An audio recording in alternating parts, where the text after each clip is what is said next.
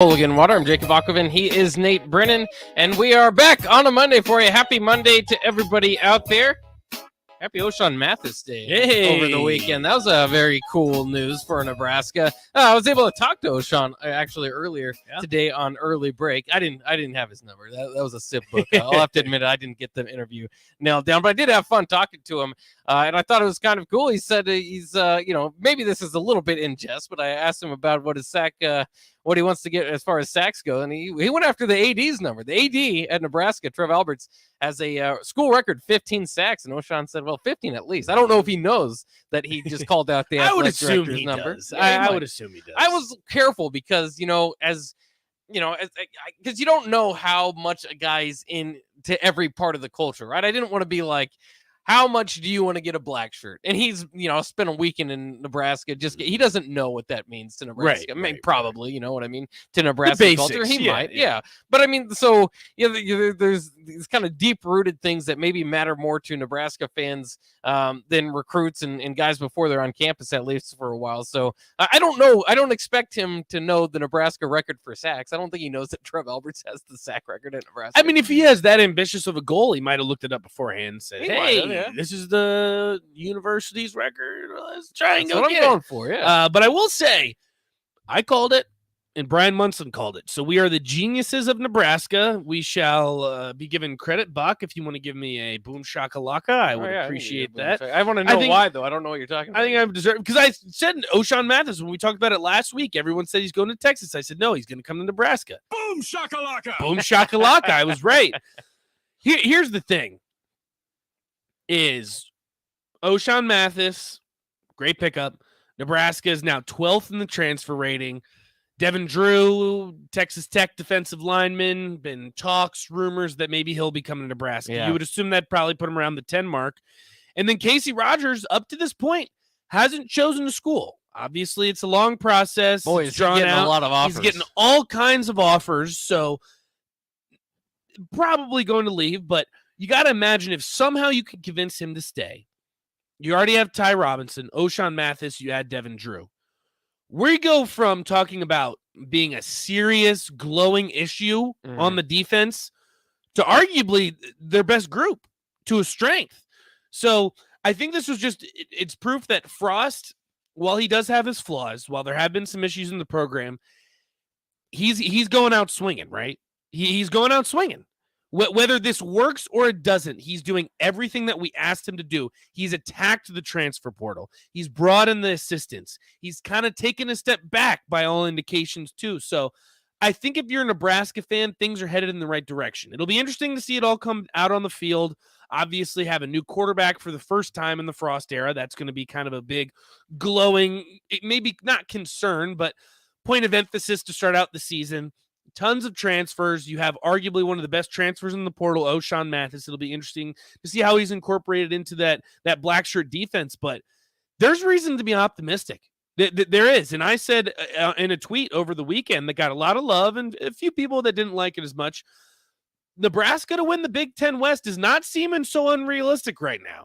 It's not. I mean, if you look at the way that this team is coming together, things that are happening in the way they start the season, if you can go into that Oklahoma game undefeated and win that Oklahoma game, look. I'm glad you're looking toward the Oklahoma game because I can't look past that Northwestern game based on what happened to Illinois. No, you're right. You're right. And it is a concern, and it's definitely in the back of my mind. Okay, it could happen. If they lose that one, no week 0 games ever. I love it. The idea against Nebraska platform. It's perfect. Right. Scott Frost has already said he doesn't want to start with a conference opponent out of the gate, but I think it's cool. But if there's something that this, Nebraska or this staff just can't prepare for week 0, then so be it. But I get your point. I mean,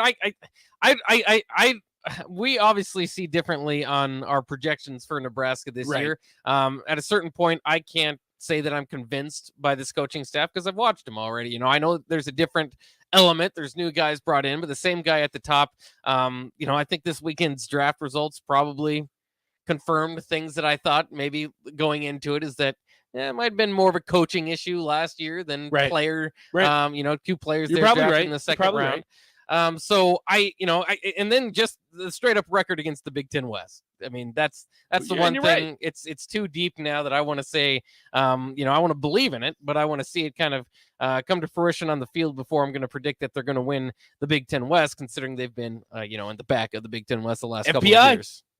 And FPI's numbers and all that. And Nebraska is always going to have that kind of boomer bust mentality to them, right? Because they recruit better, according to most of the websites and according to your transfer rankings, once again, right? Right. They're going to always be, because of who they are traditionally, all the money that's in the program, especially in NIL these days, they're always going to have to put together somewhat of a good roster, or somewhat, because of the care factor, they need to have some sort of sales pitch to keep us going. So they're always going to be kind of on that level. It's the same thing that you see at UCS or USC, or Texas. Even when they're struggling, they're still getting preseason top 25 votes because they've recruited talent for years. Right. And so it's just kind of a problem of that talent kind of coming together.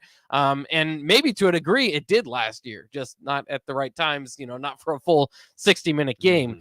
So, I'm still not going to say that they're going to win the West, but I do think that they have more of an upside than a lot of the teams in the West that, that probably, I would say at this point, have a better chance. Like Minnesota. I think Minnesota has a better chance to win the West, probably less of an upside than Nebraska. I would agree with that. But I think this is the argument that I had a few people come at me and say one transfer isn't going to make that much of a difference. You're right. You're entirely correct. I think it's the combination of factors, right? I mean, what were the biggest things that we asked from Scott Frost and this coaching staff? Make additions to the coaching staff, guys that have experience at the Power 5 level. You did that with Mickey Joseph and Mark Whipple. I think great additions. Move on from Adrian, whether it's right, wrong, and different. Whatever you feel towards the Adrian Martinez saga at Nebraska, something had to change. And you couldn't bring in a kid that didn't have any Power 5 experience. Casey Thompson has plenty of it. Say what you will, Big 12 defenses.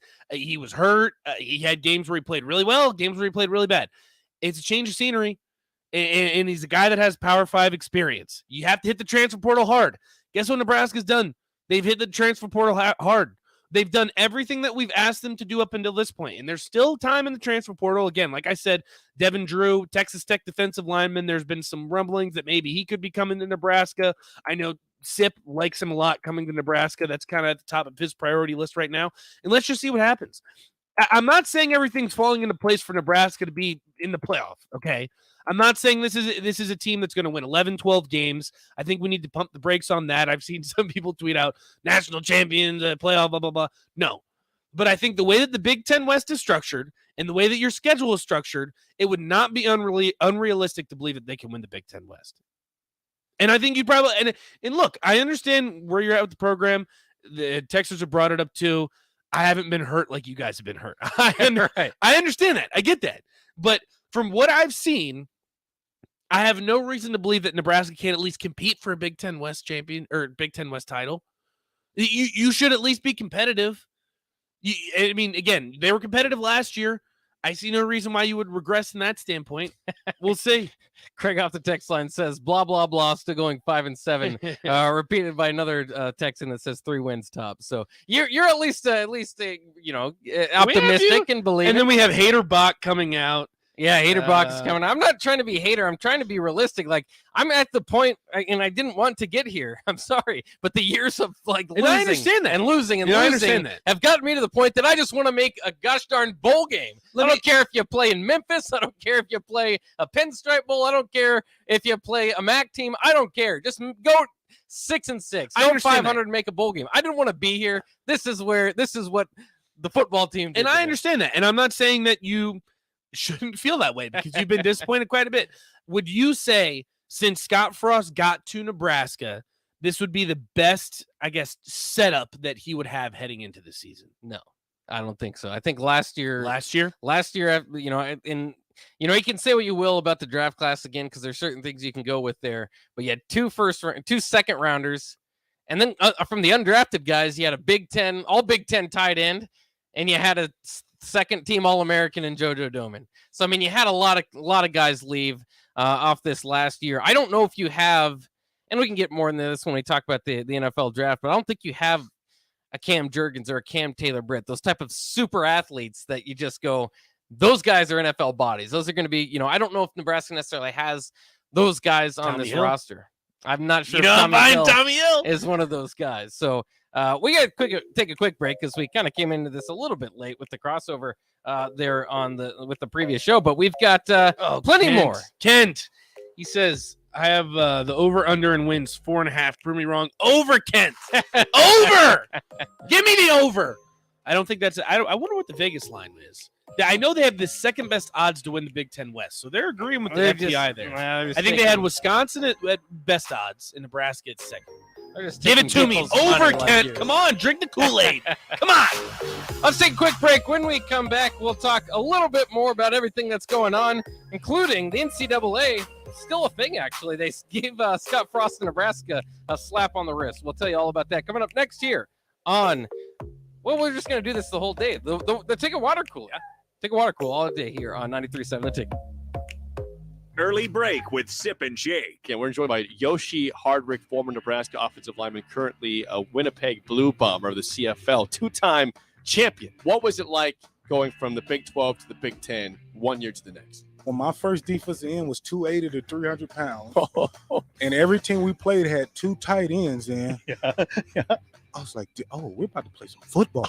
Early break with Sip and Jake from 6 to 8 every weekday morning on 93.7 The Ticket. If you want to make new floor shopping easier, come to O Street Carpet. Hi, I'm Steve Carper. Our flooring professionals can help you choose the best flooring for you, your family, and your budget. We eliminate the confusion. Even better, you'll be enjoying your new flooring much sooner. No 6 or 8 week waits. We'll install right away and save you money on installation. Floor shopping made easy every day at O Street Carpet. O Street Carpet. 1732 O Street. Family owned and operated. Always the best value. People always ask, what are Jake and Sip like when they're off the air? Well, the answer probably won't surprise you. Hey, Jake, your Honda's looking a little dirty. Says the guy whose license plate is barely visible. I mean, do you even care about that thing anymore? It gets a little uncomfortable. Now, that's when I jump in. Hey, whoa. Mark, did you get a new car? Nope, just took my car down to Nebraska Auto Detail. Joe and the staff made the outside and the inside look amazing. Maybe you guys need to go. Okay, wise guy. Settle down, Jake. Call Nebraska Auto Detail today at 402-601-5086. Hey, batter, batter, batter. Wings, splatter, splatter, splatter. Catch all this season's baseball action at one of your neighborhood Lincoln locations. Get League of Their Own wings, burgers, nachos, and ringers while catching all the action. Stop into Wings and Rings located on O Street in Meridian Park and 40th and Old Cheney in Williamsburg Village. Or place your order online at wingsandrings.com. That's wingsandrings.com. Buffalo Wings and Rings.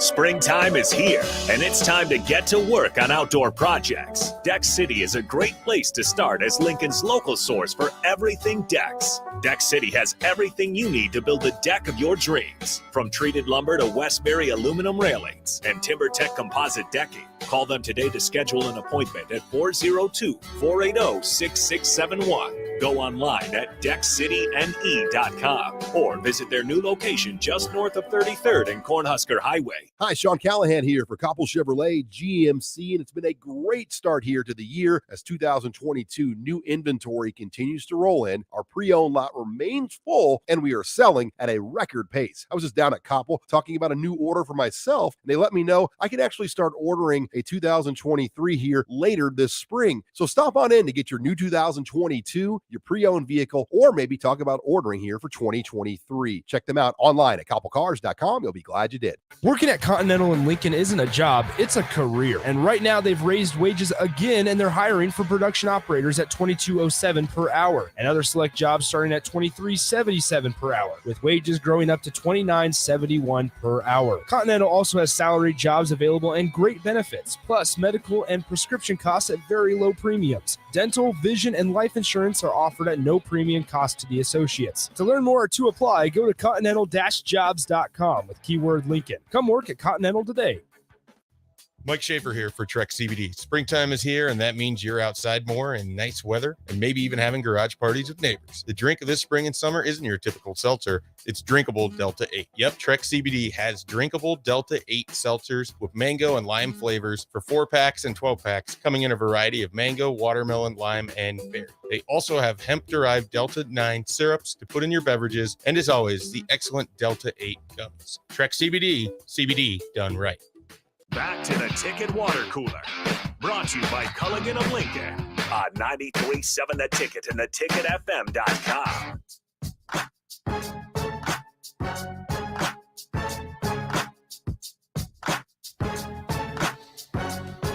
We are back here on the Ticket Water Cooler, and it's nothing but a good news weekend for Nebraska.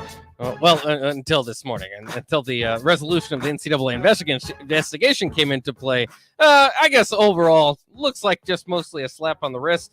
Scott Frost will get a 1-year show cause and a 5-day suspension during the season. I'll be entirely honest with you, Bach.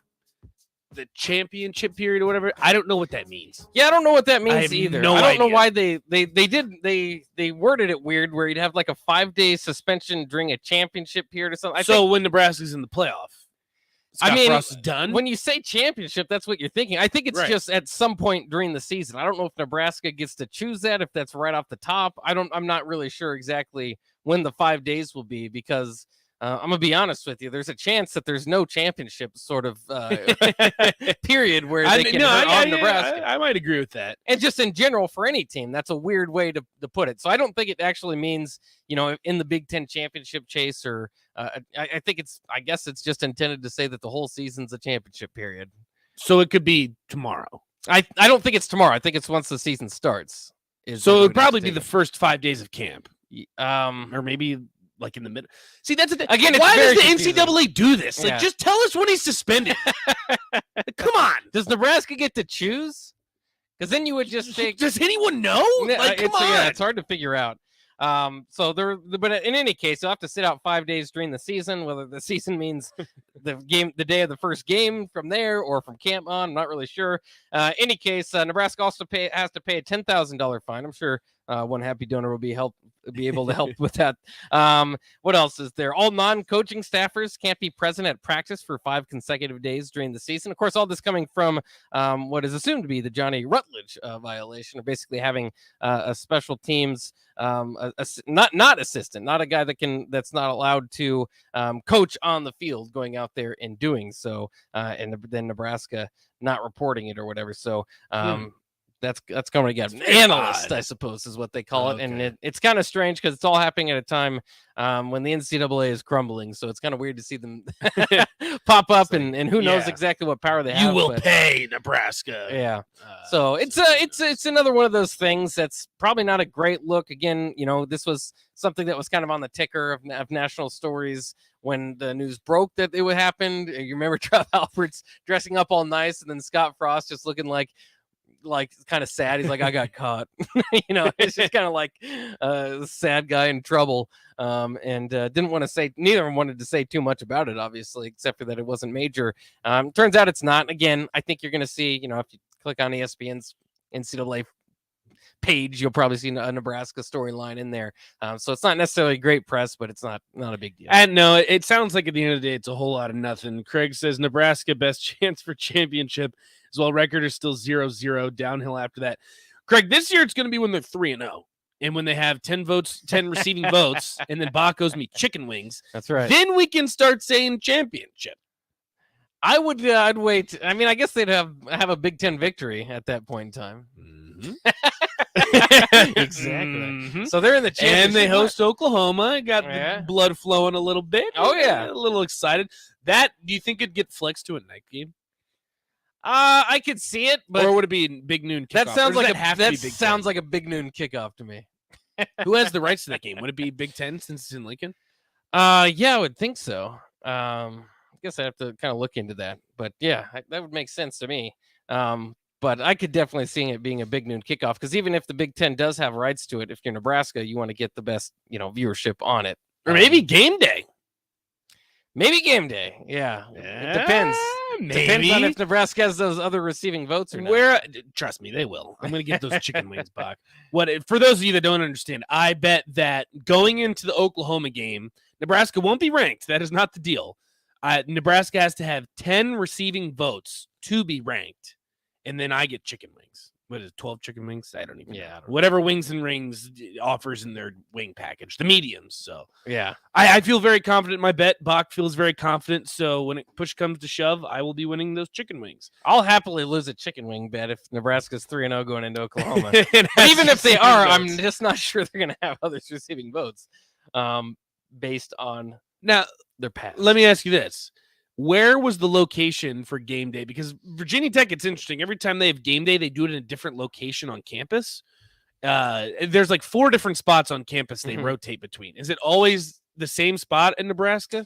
They've only had 2 that I can remember. I'd have to go back even further. But all the way back in like 2007 when they had it in the stadium, which was cool. That is pretty cool. Was it before the game? So like were people starting to come into the stadium? No, like it was a night game and they did it in the morning, obviously, but it was just like its own event that you could go to. And, it was fun. I went to that one. That is cool. And then a couple years ago when they had the Ohio State game, they just had it in front of or behind Memorial Stadium, I guess, whichever way you look at it. But so you saw the championship Nebraska up at the top?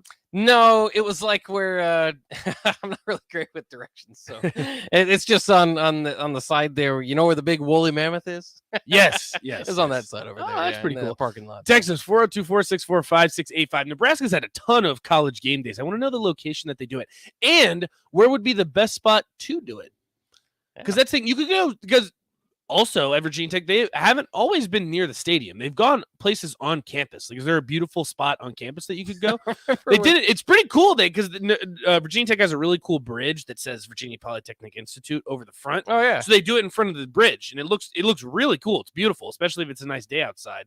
But it's not even close to the stadium. The stadium's like a 10-minute walk. Maybe they should do it from Haymarket Park. It looks pretty beautiful. That would be pretty cool. And then it would be absolute chaos. Yeah. So. But I don't know how you would do that because I'm pretty sure they don't let you have alcohol when you go to it. Remember when Big Noon came and they didn't send their pregame, like for the Ohio State game? I was walking around downtown looking for Big Noon. Yeah, like they usually send somebody else. They just did it in studio. They didn't they're like, well, Nebraska Are you not serious? all that good, but it's our game. Oh my God. They did that a few times throughout the year, but I was surprised they did that in Lincoln. Bush League. Yeah, you'd get terrible. a crowd there. Oh, absolutely. I'd go. Of course, I think they were just afraid because actually the ticket pregame show was probably going to, that is get very too much true. of a crowd. They didn't want to look. Who's the crew for that? The ticket pregame would. It was Bob Stoops last year. Might be Urban Meyer again. That is true. That's true what it looks like. We'll take a quick break here on the Ticket Water Cooler. Be right back with more of our thoughts on the goings-on of the Nebraska program. There's plenty of them. Draft, Oshon, restrictions, all those things coming up next year on 93.7. Jake Bakoven here, and I want to tell you about something that I do that is helpful in the health industry. I'm talking about Solarion, where if you're eligible, you can earn up to $500 per day while helping develop new pharmaceutical products. I've worked with Solarion for many years and keep going back because I feel confident in the well-trained staff and well-researched studies that I participate in. Plus, if you have a busy schedule, they have weekend studies or overnight studies that shouldn't affect your normal work hours. I felt confident in knowing that not only am I helping with potential cures in the health industry for various illnesses, but also knowing that by participating, it helps me out too. If you're curious about how to earn up to $500 per day for participating in a research study at Solarion, check them out at helpresearch.com/new or call them at 866-213-2965. Once again, that's Solarion at 866-213-2965 or at helpresearch.com/new. Hey, batter, wings, splatter, splatter, splatter. Catch all this season's baseball action at one of your neighborhood Lincoln locations. Get League of Their Own wings, burgers, nachos, and ringers while catching all the action. Stop into Wings and Rings located on O Street in Meridian Park and 40th and Old Cheney in Williamsburg Village. Or place your order online at wingsandrings.com. That's wingsandrings.com, Buffalo Wings and Rings. There's nothing quite like the Mercado by Certified Piedmontese beef. The Mercado offers unique ingredients you can't find anywhere else, open every day from 8 a.m. to 8 p.m. The full-service butcher shop and retail store is wonderful for meat lovers with their exclusive certified Piedmontese beef and assorted sausages, plus other quality meats, including pork, chicken, and a wide range of the freshest seafood. Plus, every Friday from 11 to 2, the Mercado serves up the best lunch in town on their Friday Feast menu. Stop in at the Mercado today at 84th and Havelock or visit their website at cpmercado.com to see current deals. Another packed spring sports season means it's time to get to N Street Drive-In to fill up on all your beverage needs. Stop by for great deals as April's beers of the month are Deschutes Fresh Squeeze IPA, Wild Onion Ubi Goober Hazy Peach IPA, and Belching Beaver Brewing. Also, make sure to download the new N Street Drive-In app to order online and to set up delivery right to your front door. And don't forget their top-notch growler fill system. N Street Drive-In, your one-stop beverage stop at 1801 O Street. People always ask, what are Jake and Sip like when they're off the air? Well, the answer probably won't surprise you. Hey, Jake, your Honda's looking a little dirty. Says the guy whose license plate is barely visible. I mean, do you even care about that thing anymore? It gets a little uncomfortable. Now, that's when I jump in. Hey, whoa. Mark, did you get a new car? Nope, just took my car down to Nebraska Auto Detail. Joe and the staff made the outside and the inside look amazing. Maybe you guys need to go. Okay, wise guy. Settle down, Jake. Call Nebraska Auto Detail today at 402-601-5086. Springtime is here, and it's time to get to work on outdoor projects. Deck City is a great place to start as Lincoln's local source for everything decks. Deck City has everything you need to build the deck of your dreams, from treated lumber to Westbury aluminum railings and TimberTech composite decking. Call them today to schedule an appointment at 402-480-6671. Go online at deckcityne.com or visit their new location just north of 33rd and Cornhusker Highway. Sandhills Global is hiring. Check out sandhills.jobs for more information. Sandhills is looking to fill hundreds of new openings in sales, traveling support, software development, web design, and more. Sandhills has a professional culture and is fast-paced with a focus on growth, innovation, and leading-edge technologies. Career and internship opportunities are available at our global headquarters in Lincoln, Nebraska. Apply today at sandhills.jobs. In every office, there's two types of people. There are those who bring in bagels and those who eat the bagels that someone else brought in. Everybody likes the first person. Be that first person. Weekday mornings at 7:30, you have a chance to win a business box of bagels from Bagels & Joe. All you have to do is shut up Sipple. 2 questions for you, 2 for Sip. Win and the bagels are yours. Lose, well, you don't want to lose. You lost Monday, you lost Wednesday, you're a loser. Shut up Sipple. Weekday mornings at 7:30, brought to you by Bagels & Joe. 93.7 The Ticket is proud to provide listeners with daily opportunities to win contests and prizes on our airwaves, and would like to take this opportunity to remind you of a couple rules. All participants must be 21 or older and wait 30 days after winning a prize before participating in another contest. Once you win, you have 30 days to pick up your prize at the KNTK Studios, 330 North 48th Street in Lincoln, or your prize will be forfeited. Thank you for participating in our contest, and thank you for listening to 93.7 The Ticket. Hi, this is Dave Osted from Osted's Golf. Let us make this your best season yet. Voted a top 100 fitter by Golf Digest, our master fitters have been trained by the same guys that build clubs for PGA pros like Rory, Tiger, DJ, and Jordan. Have old clubs? Trade them in Osted's Value Guide, or have our club specialists get your clubs swinging like new. Go to our website and make your fitting appointment. You're a click away from a better golf game. Play better, have fun, and shop Osted's. Southeast Community College has learning centers in Falls City, Hebron, Nebraska City, Plattsmouth, Wahoo, and York, so that you can take credit and non-credit classes at a center nearby without having to travel an hour or more to campus. By taking online classes and those at a learning center, you can earn your degree from SEC where and when it's convenient for you, all at a cost that won't stand in the way of your education. Learn more about SCC's learning centers at southeast.edu/learning centers. SCC, your path to possible. Back to the Ticket Water Cooler. Brought to you by Culligan of Lincoln on 93.7 The Ticket and theticketfm.com.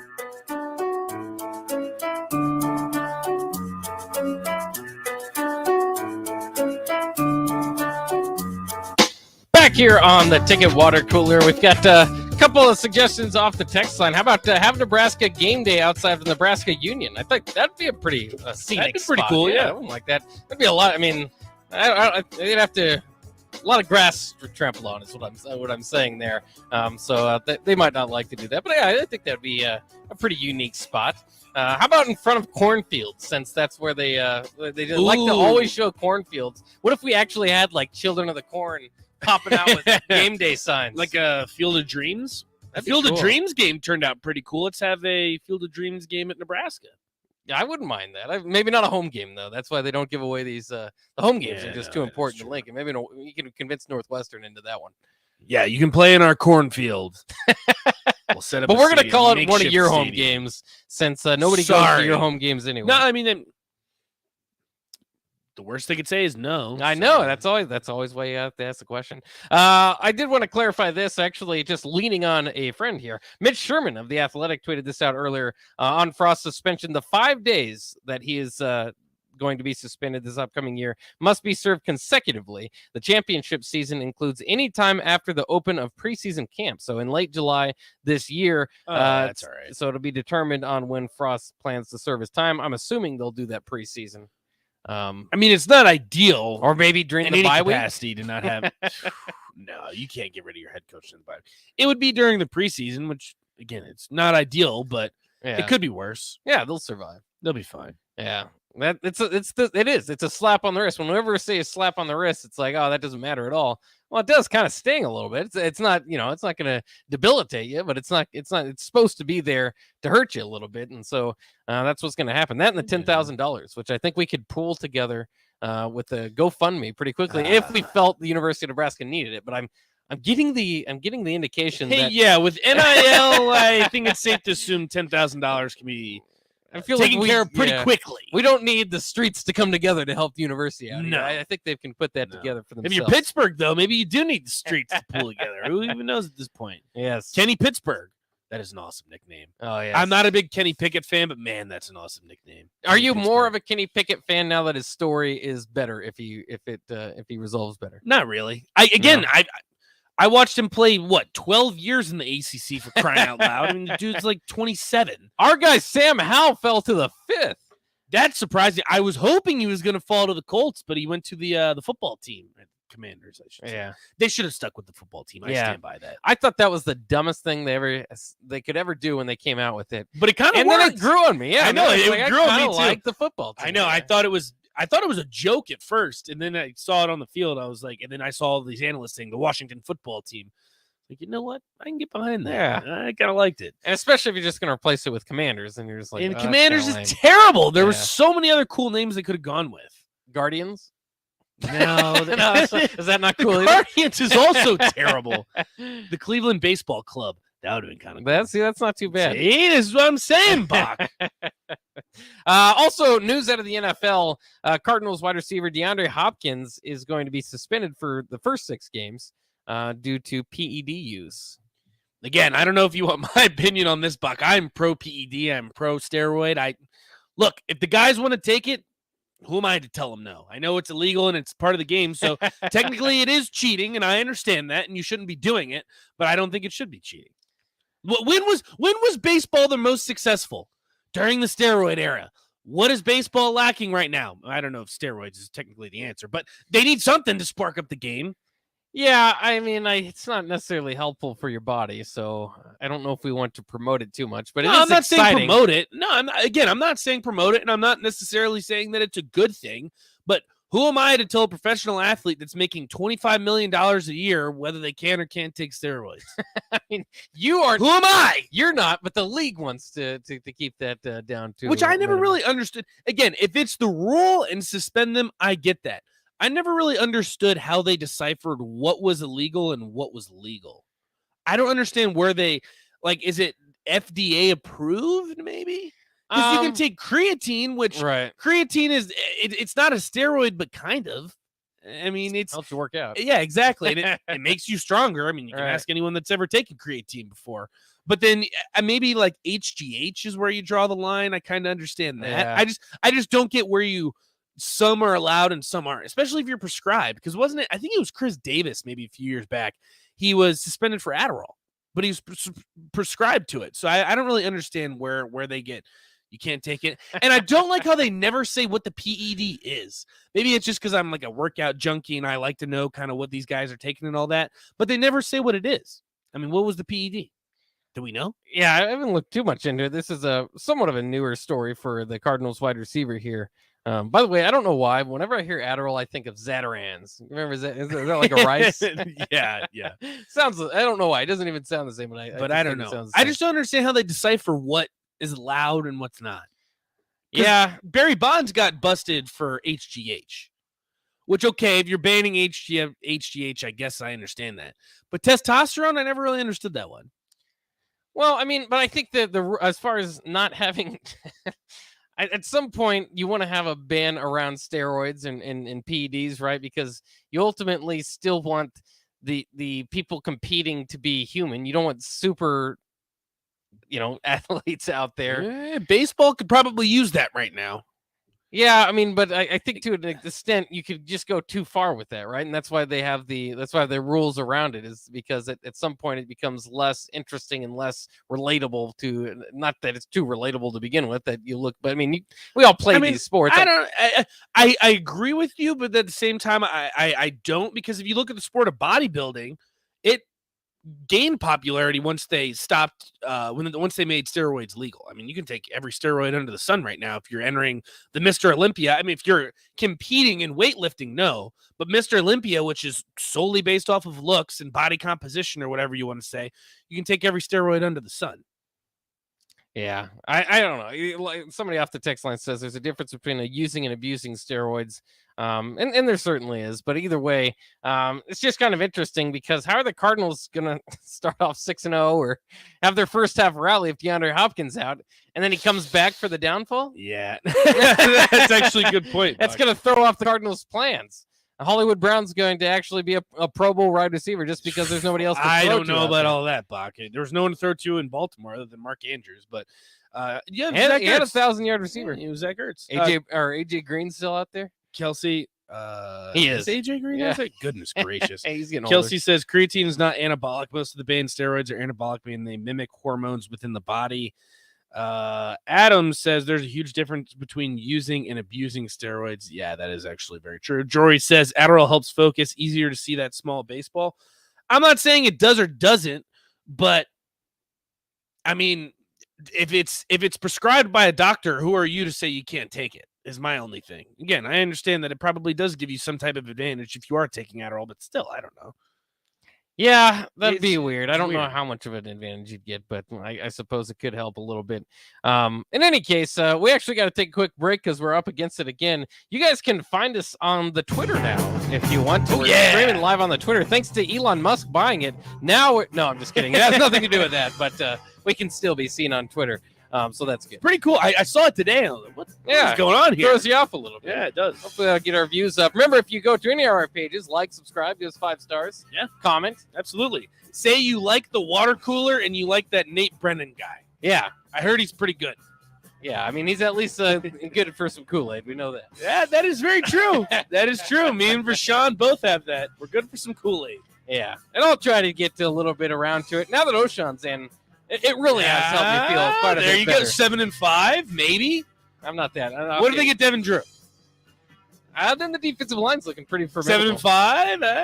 It's still maybe. It's still looking hard to get to 7-5. Come on. We'll take a quick break. When we come back, we'll start an extended version of the water cooler. That's next on 93.7.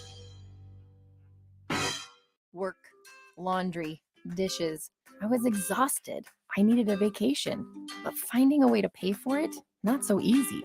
Then I found it, a research study at Solarion. I searched the studies and found a perfect match for me. It was so easy. I earned cash for the study and booked that vacation. Plus, I made an impact on medical research. Find a study and sign up today at helpresearch.com. You should consider the risks of the research before you agree to participate. Sandhills Global is hiring. Check out sandhills.jobs for more information. Sandhills is looking to fill hundreds of new openings in sales, traveling support, software development, web design, and more. Sandhills has a professional culture and is fast-paced with a focus on growth, innovation, and leading-edge technologies. Career and internship opportunities are available at our global headquarters in Lincoln, Nebraska. Apply today at sandhills.jobs. Hi, Sean Callahan here for Koppel Chevrolet GMC, and it's been a great start here to the year as 2022 new inventory continues to roll in. Our pre-owned lot remains full, and we are selling at a record pace. I was just down at Koppel talking about a new order for myself, and they let me know I can actually start ordering a 2023 here later this spring. So stop on in to get your new 2022, your pre-owned vehicle, or maybe talk about ordering here for 2023. Check them out online at koppelcars.com. You'll be glad you did. If you need to sell equipment and trucks, Ritchie Brothers' new Lincoln Storage Yard lets you free up space at your property and get local access to all Ritchie Brothers auctions. Drop your equipment off and sell it online at any Ritchie Brothers auction, Iron Planet, or via Marketplace E. The yard is at 8801 Highway 6 in Lincoln. It's secure and makes for easy in-person buyer inspections and pickup.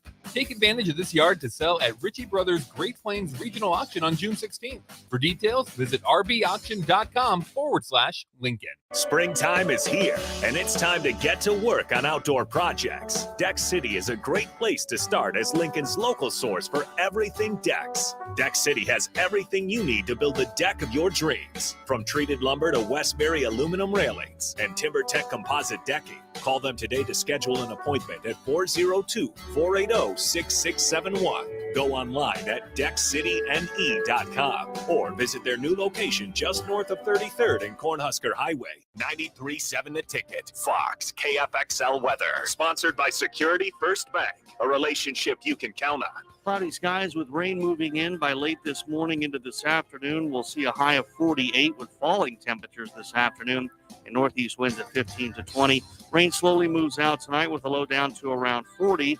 We should see clearing skies by tomorrow afternoon with a high of around 58. I'm meteorologist Tim Wright for 93.7 The Ticket and theticketfm.com. Husker fans, continue to support the Nebraska softball team during Fan Appreciation Weekend this Friday through Sunday. The team hosts Indiana in a 3-game series with giveaways each day. On Friday, the first 500 fans receive a water bottle. Come out Saturday and be one of the first 500 fans to receive a blanket. And on Sunday, if you're one of the first 500 fans, you'll get yourself a pint glass. For more information on the game, visit Huskers.com. Get your single game tickets now at Huskers.com or call 1-800-8-BIG-RED. Hey, it's Nelson. Have you stopped by the newest Caterpillar Vapes location? It's here in Lincoln at 2601 North 11th Street and offers you the largest selection of premium e-juice, CBD, and Delta 8 in the capital city. Let the Caterpillar Vapes team walk you through all your options and find the perfect fit for you. Lowest prices? Guaranteed. Stock up and save and experience the difference for yourself. Returning Caterpillar customers grab rewards and amazing weekly deals, and new Caterpillar customers get 50% off their entire first purchase. Come in or use the drive-thru. Find them on Facebook or visit CaterpillarVapes.com. This is Lincoln's home for sports talk on the FM dial. Also online at theticketfm.com. On the internet. KNTK FM Firth, 93.7 The Ticket. This is On the Block with Strick and Bach. Nebraska Basketball Hall of Famer and 9-year NBA vet, Eric Strickland. Strickland for three! And you're going to go out of here as the Big 8 tournament champion. 93.7 The Ticket veteran and Bill Callahan Fan Club president, Jake Bakovic. I love Billy. Coming at you live from the Koppel Chevrolet GMC studios in the heart of Lincoln, America. On air and online at theticketfm.com. Sponsored by the Mercado by Certified Piedmontese. This is On the Block with Strick and Bach. Hold up.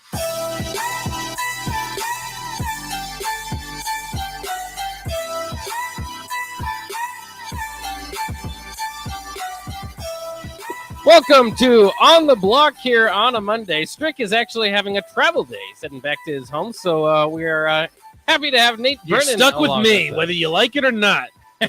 Hopefully you like it. Yeah, hopefully you I've been do. getting some brownie points. I've been speaking highly of Nebraska. Yeah, you're doing that on Twitter. You're doing that on the airwaves. I do. No, see, the thing is I'm serious when I say it too. I will say it on all platforms. Whether I'm right or wrong, I'm going down with the ship. I'm saying 9-3. And I say they win the Big Ten. I say 9-3 is enough to win the Big Ten West. And you didn't waver before the O'Shawn Mathis news. You thought, okay, this defensive line is going to figure itself out.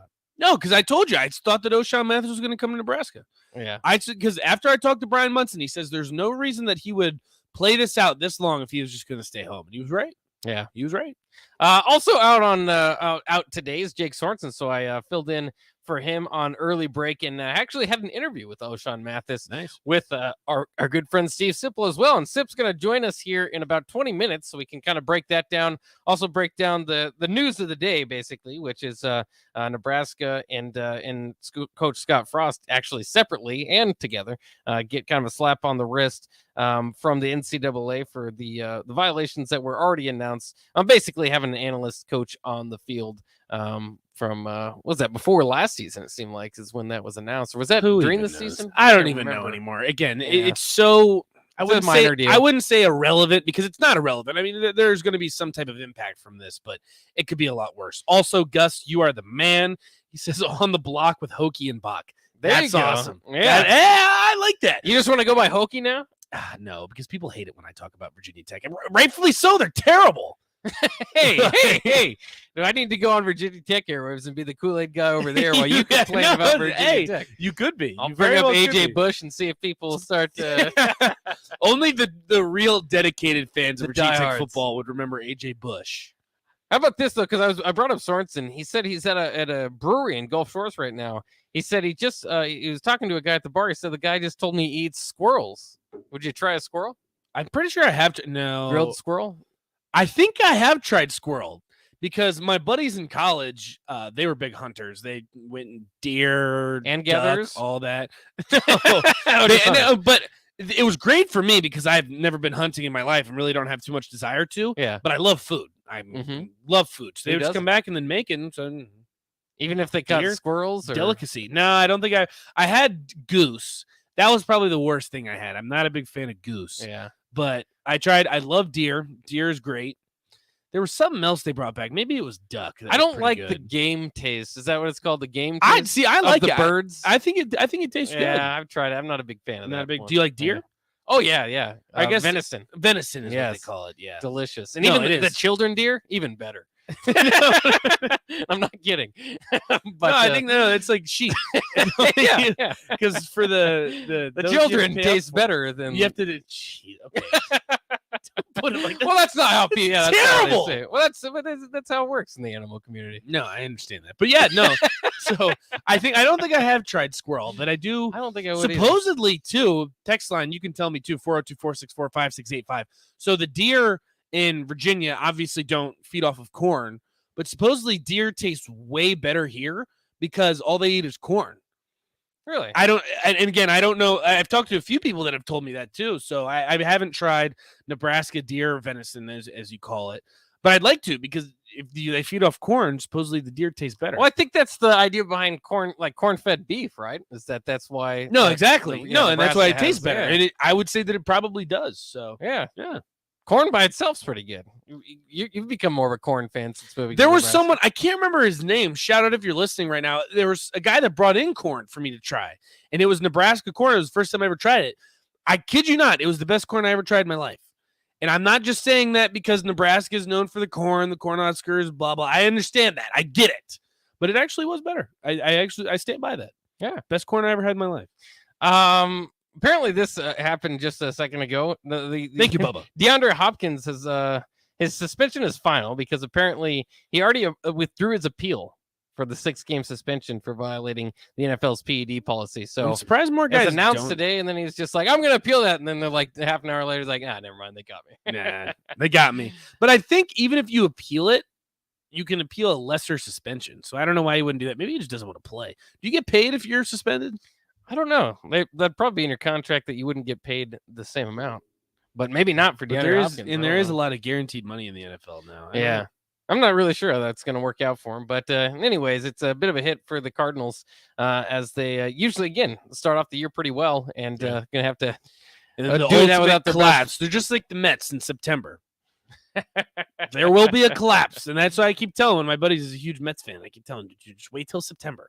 Yeah, and then if they get past September, fine, sure, the Mets are actually back, and the Mets are pretty good. The collapse will come. Just wait. The collapse will come. And unfortunately for you, Buck, the Cardinals collapse. It will come. Yeah, my hopes aren't too high, but I am glad that they appeased their quarterback, who they've been beefing with all this whole time, by finally, getting him a weapon. and that he's played with before in Hollywood Brown. At the same time, it doesn't make too much financial sense to me because you could have just. I mean, I get that Hollywood Brown maybe is more proven than Jahan Dotson or whoever was a available. lot of good at that receivers time. in this draft. Yeah, but that's what I'm saying is maybe you just get the rookie contract for the next 4 to 5 years instead of the Hollywood Brown you got to pay up in a few years. But whatever. I mean, that's what they decided to do. It appeases the quarterback, and hopefully it turns out well. But they lost DeAndre Hopkins for the first 6 games, and that's kind of the NFL news of the day. How about this? I wanted to ask you a few stats I wanted to throw to you before we get to the Nebraska part of the NFL draft. You're not a big believer in Cincinnati and having made the college football finals, the college football playoffs last year. Cincinnati had 9 NFL draft picks. I didn't say they don't have Does good that not players. change your mind? No. Look, I'm not saying they don't have good players, and I'm not saying Cincinnati wasn't a good team. I'm not even saying that Cincinnati wasn't a top 4 team in college football. The only argument I have is the strength of schedule. Look, you play terrible teams all season. And again, I know there were some good teams in there. You can't say Memphis and Houston and all that. I get that. SMU. But you're SMU. But the schedule that you played, it was I'll have to look up the actual strength of schedule, but I know it was in the 50s. So I just don't think that's deserving of going to the playoff.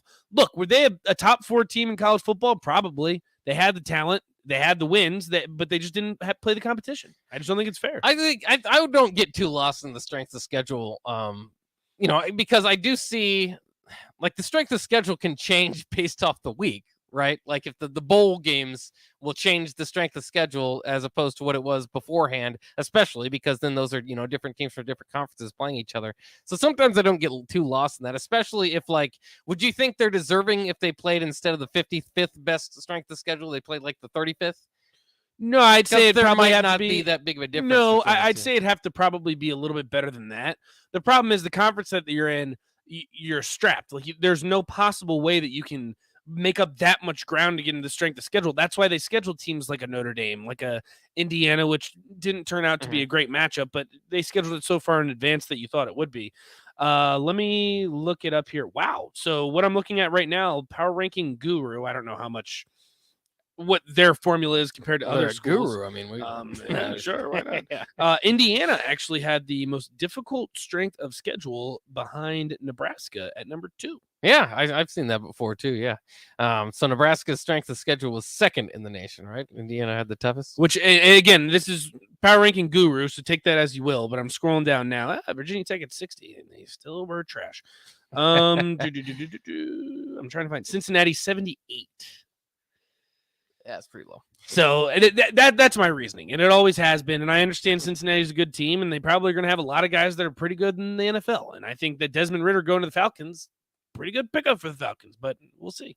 How about this pick? Since you give me crap about the SEC being the best league in the nation, how about this? The SEC tied the record for the most NFL draft picks, which was 65, which was previously actually set by the SEC in 2021. That year, they broke the previous record set by the SEC in 2019, and so the SEC now has had the most NFL draft picks for 16 straight years. It doesn't surprise me. They have all the best recruits. Yeah, if you have all the best recruits, you should be all having the best players, all the best football teams, all the best. And leagues. Majority of those, or not majority, but I would say the 2 schools that had the most, Alabama and Georgia, right? Georgia had 15 picks. Boom, that's crazy. And that's what I've always said. I've said the SEC is a great conference. You always have the best recruits, but it's top heavy. LSU had like 11 picks, and they were trash.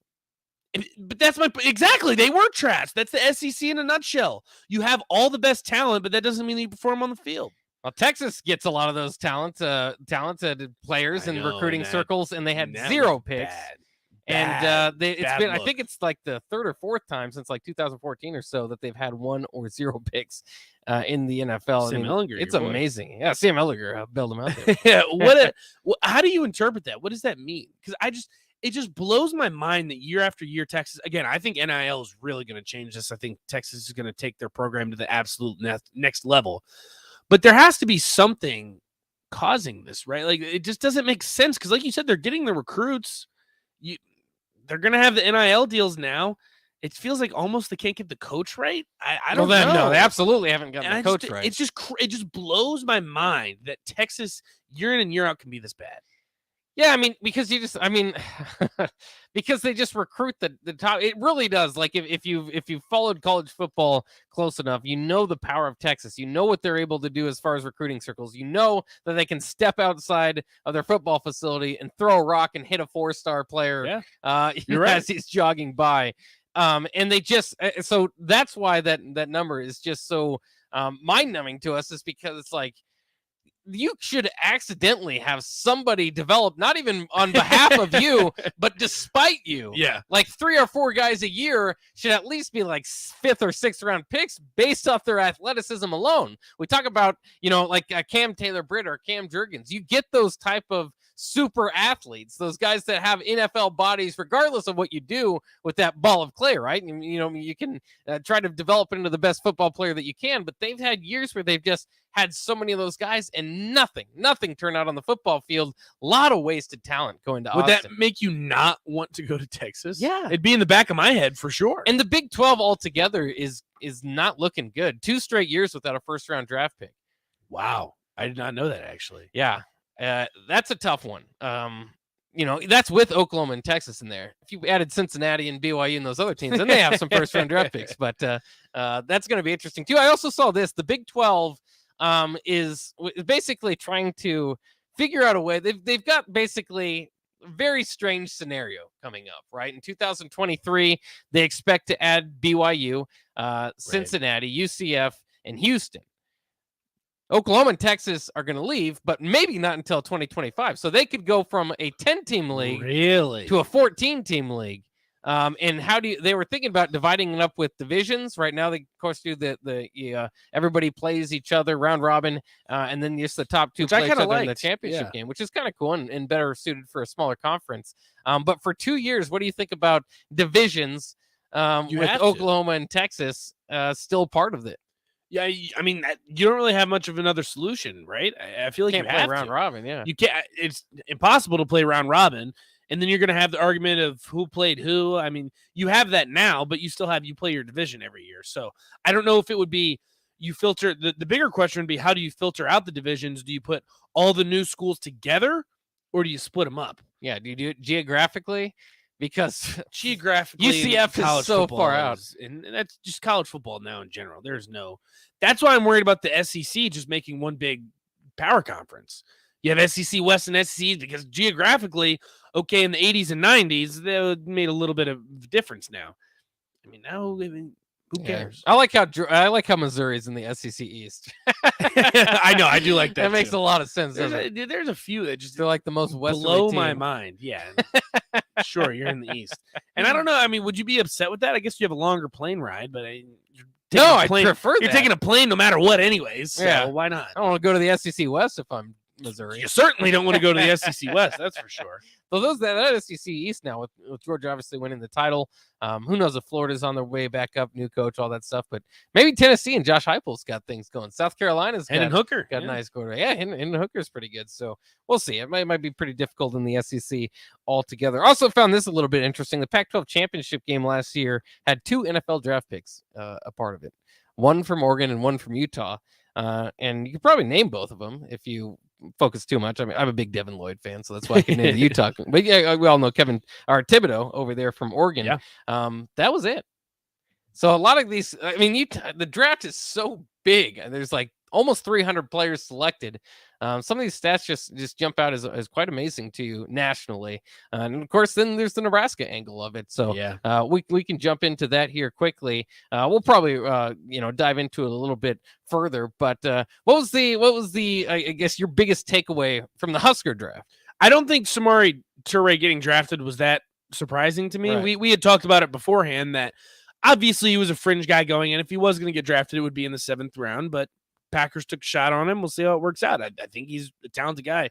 I think more surprising than anything that not the fact that JoJo Domann didn't get drafted, the fact that him and Austin Allen both went undrafted kind of surprised me a little bit. I mean, we saw JoJo Domann as early as the 3rd round in some mock drafts, and then you fall all the way out, and he got picked up instantaneously after the draft, which a lot of times that's what happens. But I would say the fact that both of them didn't get drafted, I assumed one or the other would. So I don't.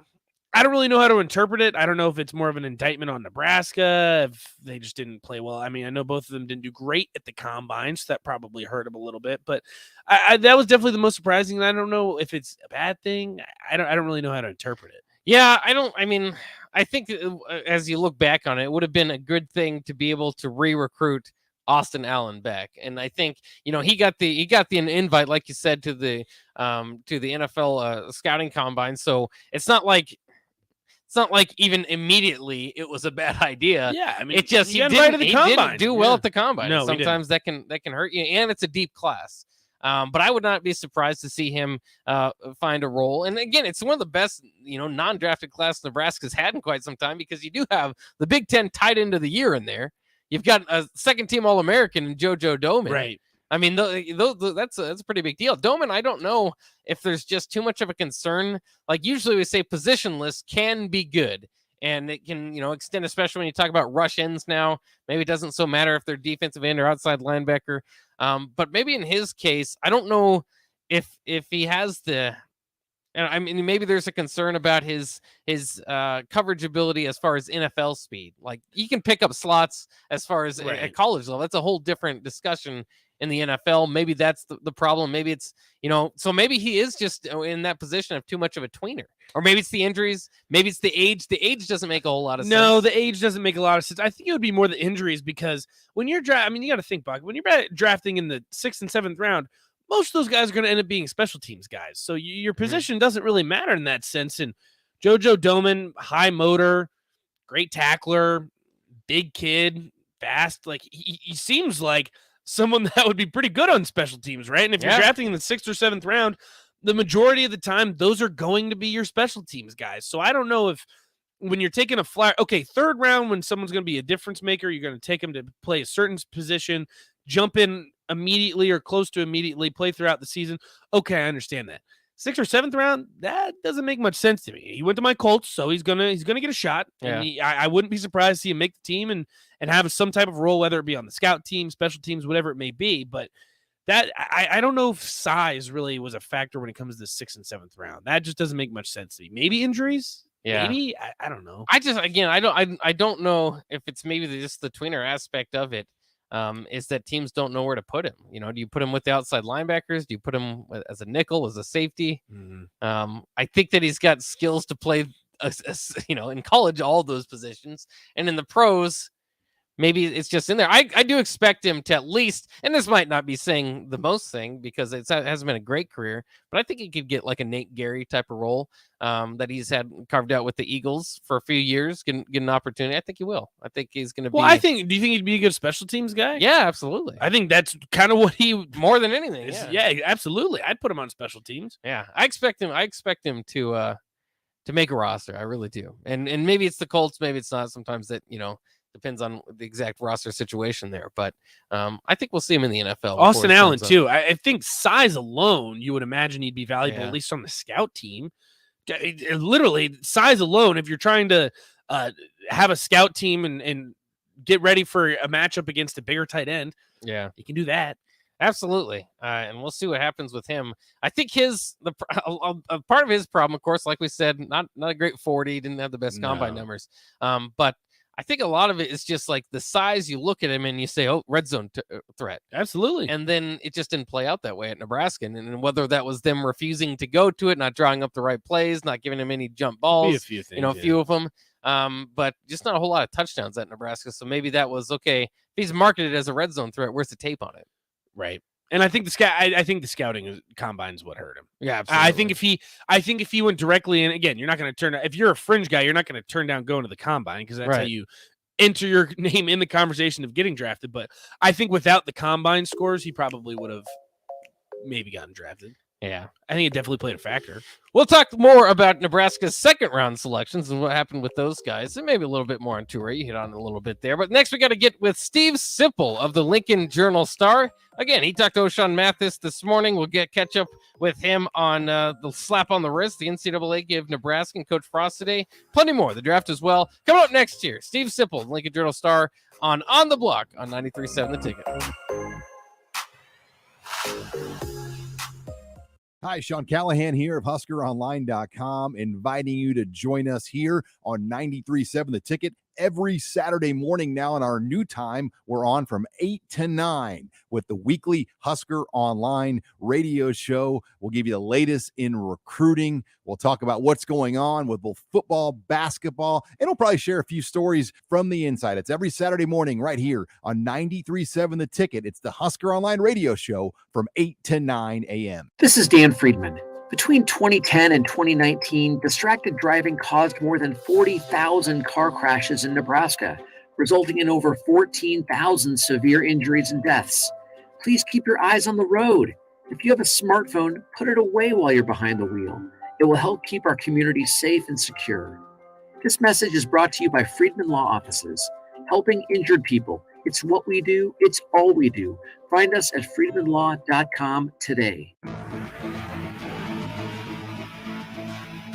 93.7 The Ticket is proud to provide listeners with daily opportunities to win contests and prizes on our airwaves, and would like to take this opportunity to remind you of a couple rules. All participants must be 21 or older and wait 30 days after winning a prize before participating in another contest. Once you win, you have 30 days to pick up your prize at the KNTK Studios, 330 North 48th Street in Lincoln, or your prize will be forfeited. Thank you for participating in our contest, and thank you for listening to 93.7 The Ticket. Hi, Sean Callahan here for Koppel Chevrolet GMC, and it's been a great start here to the year as 2022 new inventory continues to roll in. Our pre-owned lot remains full, and we are selling at a record pace. I was just down at Koppel talking about a new order for myself, and they let me know I can actually start ordering a 2023 here later this spring. So stop on in to get your new 2022, your pre-owned vehicle, or maybe talk about ordering here for 2023. Check them out online at koppelcars.com. You'll be glad you did. 93.7 The Ticket. Fox KFXL weather. Sponsored by John Henry's Plumbing, Heating, and Air Conditioning. Cloudy skies with rain moving in by late this morning into this afternoon. We'll see a high of 48 with falling temperatures this afternoon. And northeast winds at 15 to 20. Rain slowly moves out tonight with a low down to around 40. We should see clearing skies by tomorrow afternoon with a high of around 58. I'm meteorologist Tim Wright for 93.7 The Ticket and theticketfm.com.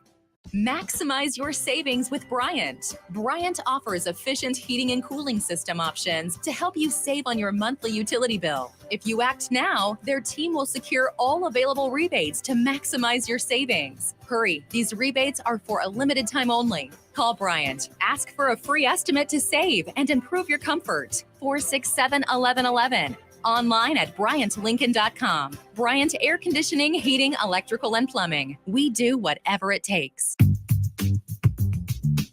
Sandhills Global is hiring. Check out sandhills.jobs for more information. Sandhills is looking to fill hundreds of new openings in sales, traveling support, software development, web design, and more. Sandhills has a professional culture and is fast-paced with a focus on growth, innovation, and leading-edge technologies. Career and internship opportunities are available at our global headquarters in Lincoln, Nebraska. Apply today at sandhills.jobs.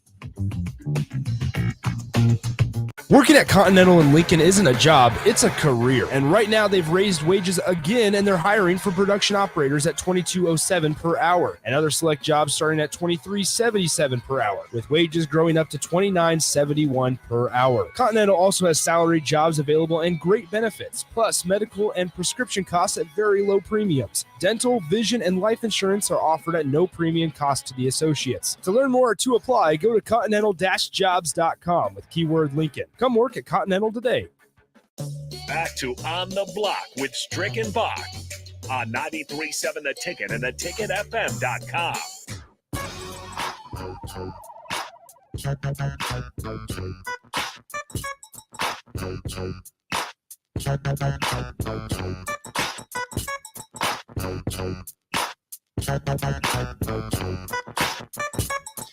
We are back here on the block. Happy Monday to everybody out there, and we're happy to be joined by our partner in crime from Early Break, Steve Sipley. He was my partner because I joined Early Break this morning, but happy to talk to you in the afternoon, Sip. Yeah, early talk with Sip and Bach. Oh, that's right. That's pretty good. That's what we might name the show temporarily, just tomorrow, as I fill in once again for Jake Sorenson. Yeah, I should say another public thank you, Bach. You were great this morning. I really appreciate it. I really do. Well, I appreciate that, especially the public part. When you tell me in private, it doesn't mean quite as much. So when you tell me in public, I feel more gratitude. So you should want me to somehow devise a way to give you extra money in public. yeah, that'd be awesome. Is there some sort of public ceremony in which I bestow you with hundreds of dollars? Hey, there we go. That's more money than I was thinking. You were just gonna throw me like a 20 or something, but hundreds of dollars. This sounds like a pretty good deal. I'd take When 20. we're Doc, you're never going to get rich that way. You have to drive a harder bargain than that. That's right. I've got to think more highly of myself. It's a strange era as we live in, because all I can think of when you say that is just the NIL thing that's going on with Jordan Addison. I know we didn't get a chance to talk on that. I know we'll get to O'Shawn Mathis here in a minute. But what did you think of the Jordan Addison, Lincoln Riley saga that was kind of going on over the weekend? I mean, it illustrates sort of the fix we're in, right? As in college football. I mean, what I said on our show, Bach, is, and I know when we get in these discussions, people's, they a lot of people disagree on what we're talking about. They don't, but the one thing that you have to drive home, the one point you have to drive home in this particular discussion is this, and I said this on our show, but it's not, this is like people say, well, this happens in the NBA and the NFL in pro leagues. No, it doesn't. It doesn't happen where the LA Lakers just decide one day we're going to buy Ja Morant. There's regulations in place. There's rules in place. Bingo. That can't happen. But it can happen in college football right now, which is scary. And there's tampering rules in those pro leagues too that aren't, and there's just widespread tampering in college football now. It's unenforceable, and it's just happening. And that's where Pat Narduzzi, the Pitt coach, that's what he was really angry about. Like, what's the deal? How's this even happening? But it's happening, and that's a definite, to say it's a flaw in the current system would be an understatement. Sip, I think there's going to be some type of ramifications. There are going to be some type of changes here, and maybe not this year, maybe not next year, but probably in the near future. So until that time comes, schools like Pittsburgh, what can you do to stop something like this? Are your hands just kind of tied? Or are you just kind of screwed? What do you do? Where do you go from here? No, I don't think you're screwed. I think with your high profile players, I think there has to be regular communication with them. I don't know how that's easier said than done, right? In this day and age, and in any day and age, it's hard. In fact, in this day and age, it's probably a little easier, but you don't want to have to be checking on your guys all the time and wondering who's calling them, but you almost have to now, mostly with your high profile guys. And that's one thing you can do, is to try to stave it off and get your NIL operation working at a high level where you can take care of Jordan Addison. I don't know what Pitt's situation is, and I haven't read about this. I don't count when I read about it on Twitter. I did see that I was looking at Twitter the other day as it was all unfolding, and I meant to get to the Pittsburgh Post-Gazette today and to see what the deal is. But what my understanding is that USC just came after Addison, and USC wasn't the only team, by the way, and that Narduzzi sort of flipped out, which I totally understand. That's a guy who caught 100 balls at Pitt, 17 touchdowns. That's a cornerstone player, and now you just got guys calling him randomly and saying, hey, not randomly, but calling him and saying, hey, we got a deal for you if you want to come over here this season. Yeah, it really is fascinating, because you wonder how far that would branch out if this works for USC. Then you start to think that might be a strategy, and that's where you just can't have it. If guys aren't in the transfer portal, how could anybody really?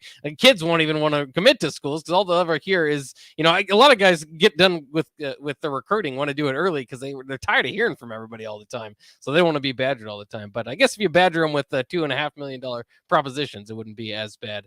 But anyways, moving on from that. We did have a chance to talk with O'Shawn Mathis, the newest Nebraska recruit this morning. What struck you about that conversation? A couple of things. I mean, where he wants to get 15 sacks, which would tie the program record.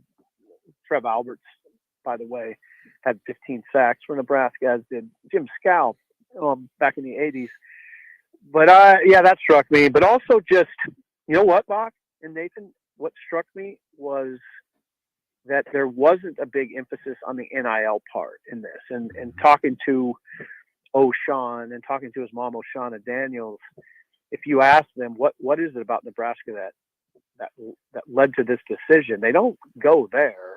They go to a lot of other things that remain important, and it's kind of heartening to hear that, actually, that it still matters that, you know, a staff that's attentive to them on their visit and has the right answers to their questions about how he can improve as a player, and how he fits in the community, not only the campus community but the broader community. That stuff is still important, and I believe that. I really don't think that we're in a world now. Some people will try to portray it this way, but I don't think we're in a world where it's just, you know, the player goes to the highest bidder. I believe there's still other things people are looking at. Now, all that said, he wasn't coming here for free, and he didn't come here for free. And I don't know exactly what the deal is and all that, but and me and Bach talked about this. He just don't ask. I'm not going to ask him what his deal is. Just like I don't want people to ask me what my deals are, you know. So it's just, that's part of the deal. That's part of the world we're in, and I just would say he didn't come here for free. Sip, it looks like Devin Drew, by all indications, Nebraska's at the top of his list. He could be coming here, transfer from Texas Tech. So with O'Shawn Mathis, and assuming that Devin Drew comes here, do you think there's still a concern at the defensive line, or are you starting to feel a little bit more confident about the group? No, I still have concerns. You know what, though, Nathan? I don't think Nebraska fans should feel as much trepidation about the pass rush now. Now listen, I'm not just talking about, okay, you got O'Shawn Mathis, it's all solved. No, they already had guys that were pretty good, but when you add this element, you know, if he's as good as we think, defense has got to slant their protection. You know, if he's as good as we think, like Randy Gregory, maybe something along those lines. Eric Martin, you know, Bach will remember Eric Martin, who I think had 8.5 sacks, several years back. But if he's that type of guy, and defense has got to slant the protection, okay, now you have Garrett Nelson, who had 5 sacks last year. Now you have Caleb Tanner, who has 7.5 career sacks. Those guys are pretty good pass rushers. They're pretty good. I mean, I don't think you're putting Caleb Tanner at the line of scrimmage, but maybe as an outside linebacker.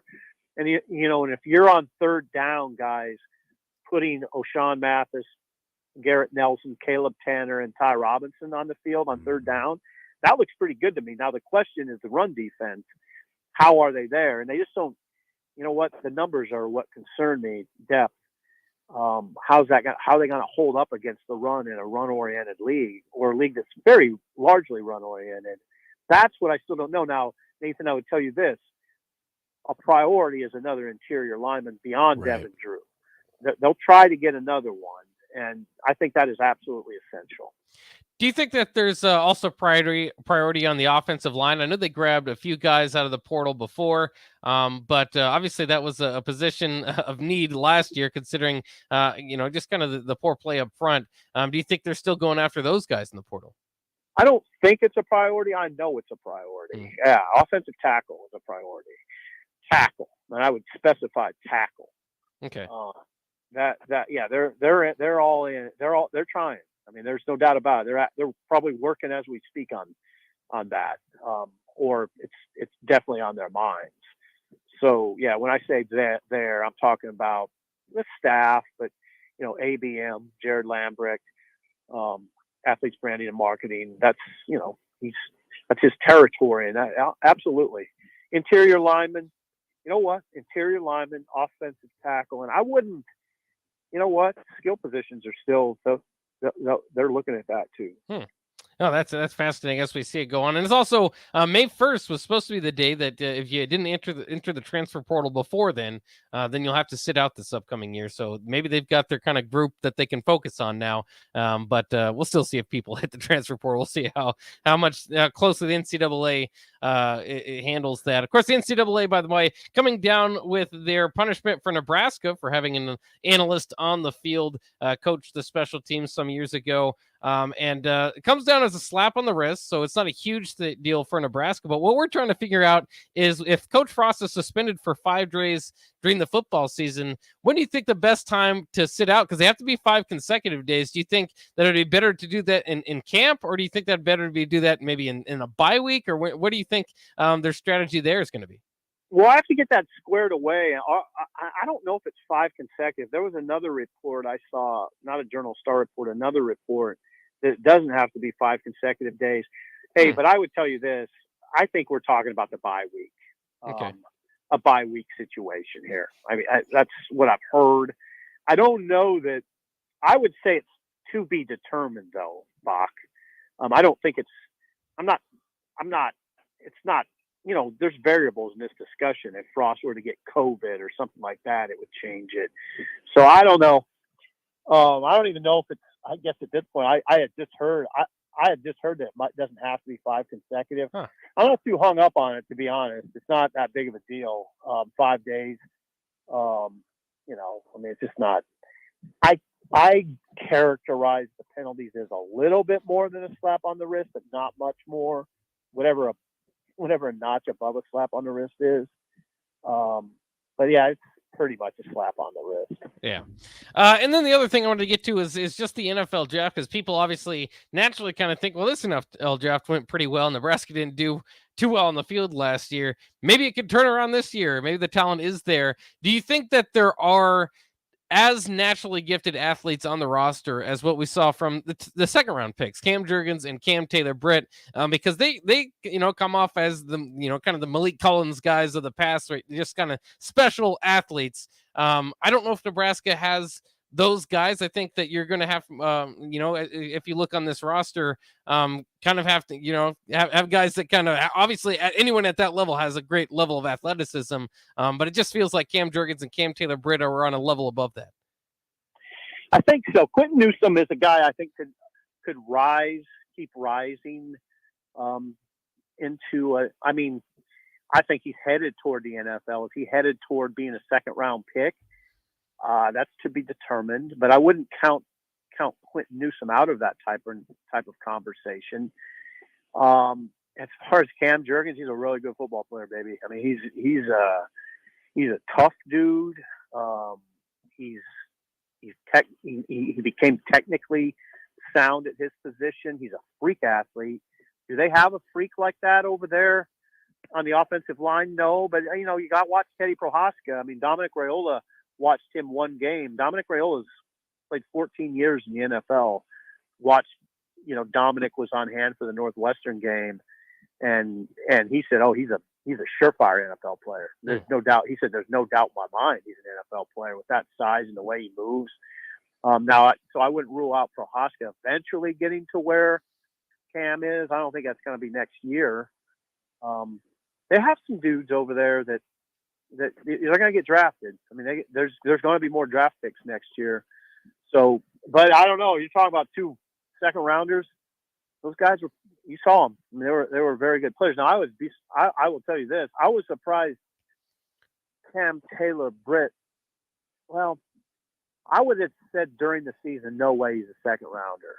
But then when he popped off the 4.37 40 in the combine, then I thought, okay, maybe he could work his way up that high, but still surprised me on was it Friday night? Still surprised me on Friday night that he went in the second round. Not that he's not. I like his talent a lot. I just didn't know 60 overall. That surprised me a little bit. Sip, if I spot you 20 push-ups, will you accept the challenge? I know. Now, Fox, I don't know what to say to you, Nathan. I am a grandfather.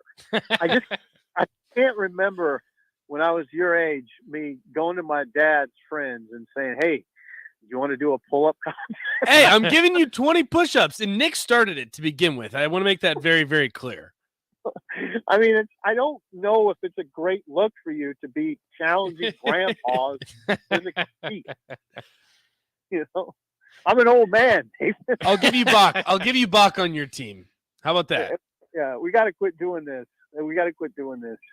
It's just got to come down to a push-up I'm looking contest. out for you, Nathan. I'm looking out. All right, that's fair enough. It won't make me look bad. All right. All right, he's Steve Sybil of the Lincoln Journal-Star. Steve joins us every Monday. Thanks, Sib, for another excellent breakdown. Look forward to talking to you in the morning. Yeah, good job, guys. I enjoyed it. Take care and have a good rest of your show. Thanks. There you go. Steve M. Sipple of the Lincoln Journal-Star. What does the M stand for? Mysterious. Perhaps. I don't know what it stands for. I don't know what his middle name is. Maybe they just threw it out there. We had Lanny Holstein in the morning, and it just sounded better. You had a game show with him, so we just said to take on Lanny P. Holstein. He did not have a middle name that started with P. It just sounded sounded cool. good. Yeah, so maybe Sip just made that up. I'm not sure. But in any case, we'll talk to him in the morning. I'm again on for early break with Sip and Jake, or as we're calling it now, early talk with Sip and Bach for tomorrow. So that will be fun once again. Pulling double duties here on a Monday and Tuesday for you. I think it is time for Shut Up. Well, it's not Shut Up.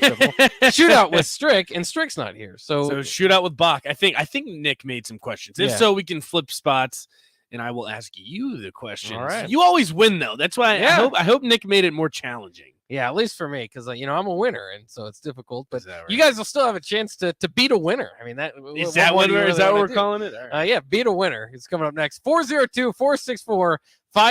If you want your chance at $15 to Buffalo Wings and Rings. Not sure what the trivia is about, but in any case, first person to call in will be that person. You gotta be first. This is one of those deals where I gotta be first in line. You can't be messing around. So 402-464-5685. Call in right now for your chance to win $15 to Buffalo Wings and Rings. We'll do that next. Coming out of the break on 93.7 The Ticket.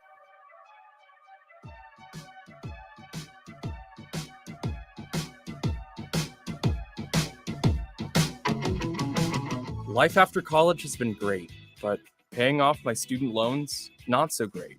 I needed a fast way to help pay off my loans. Then I found it, a research study at Solarium. I searched the studies and found a perfect match for me. It was so easy. I earned cash for the study and paid off those student loans. Plus, I made an impact on medical research.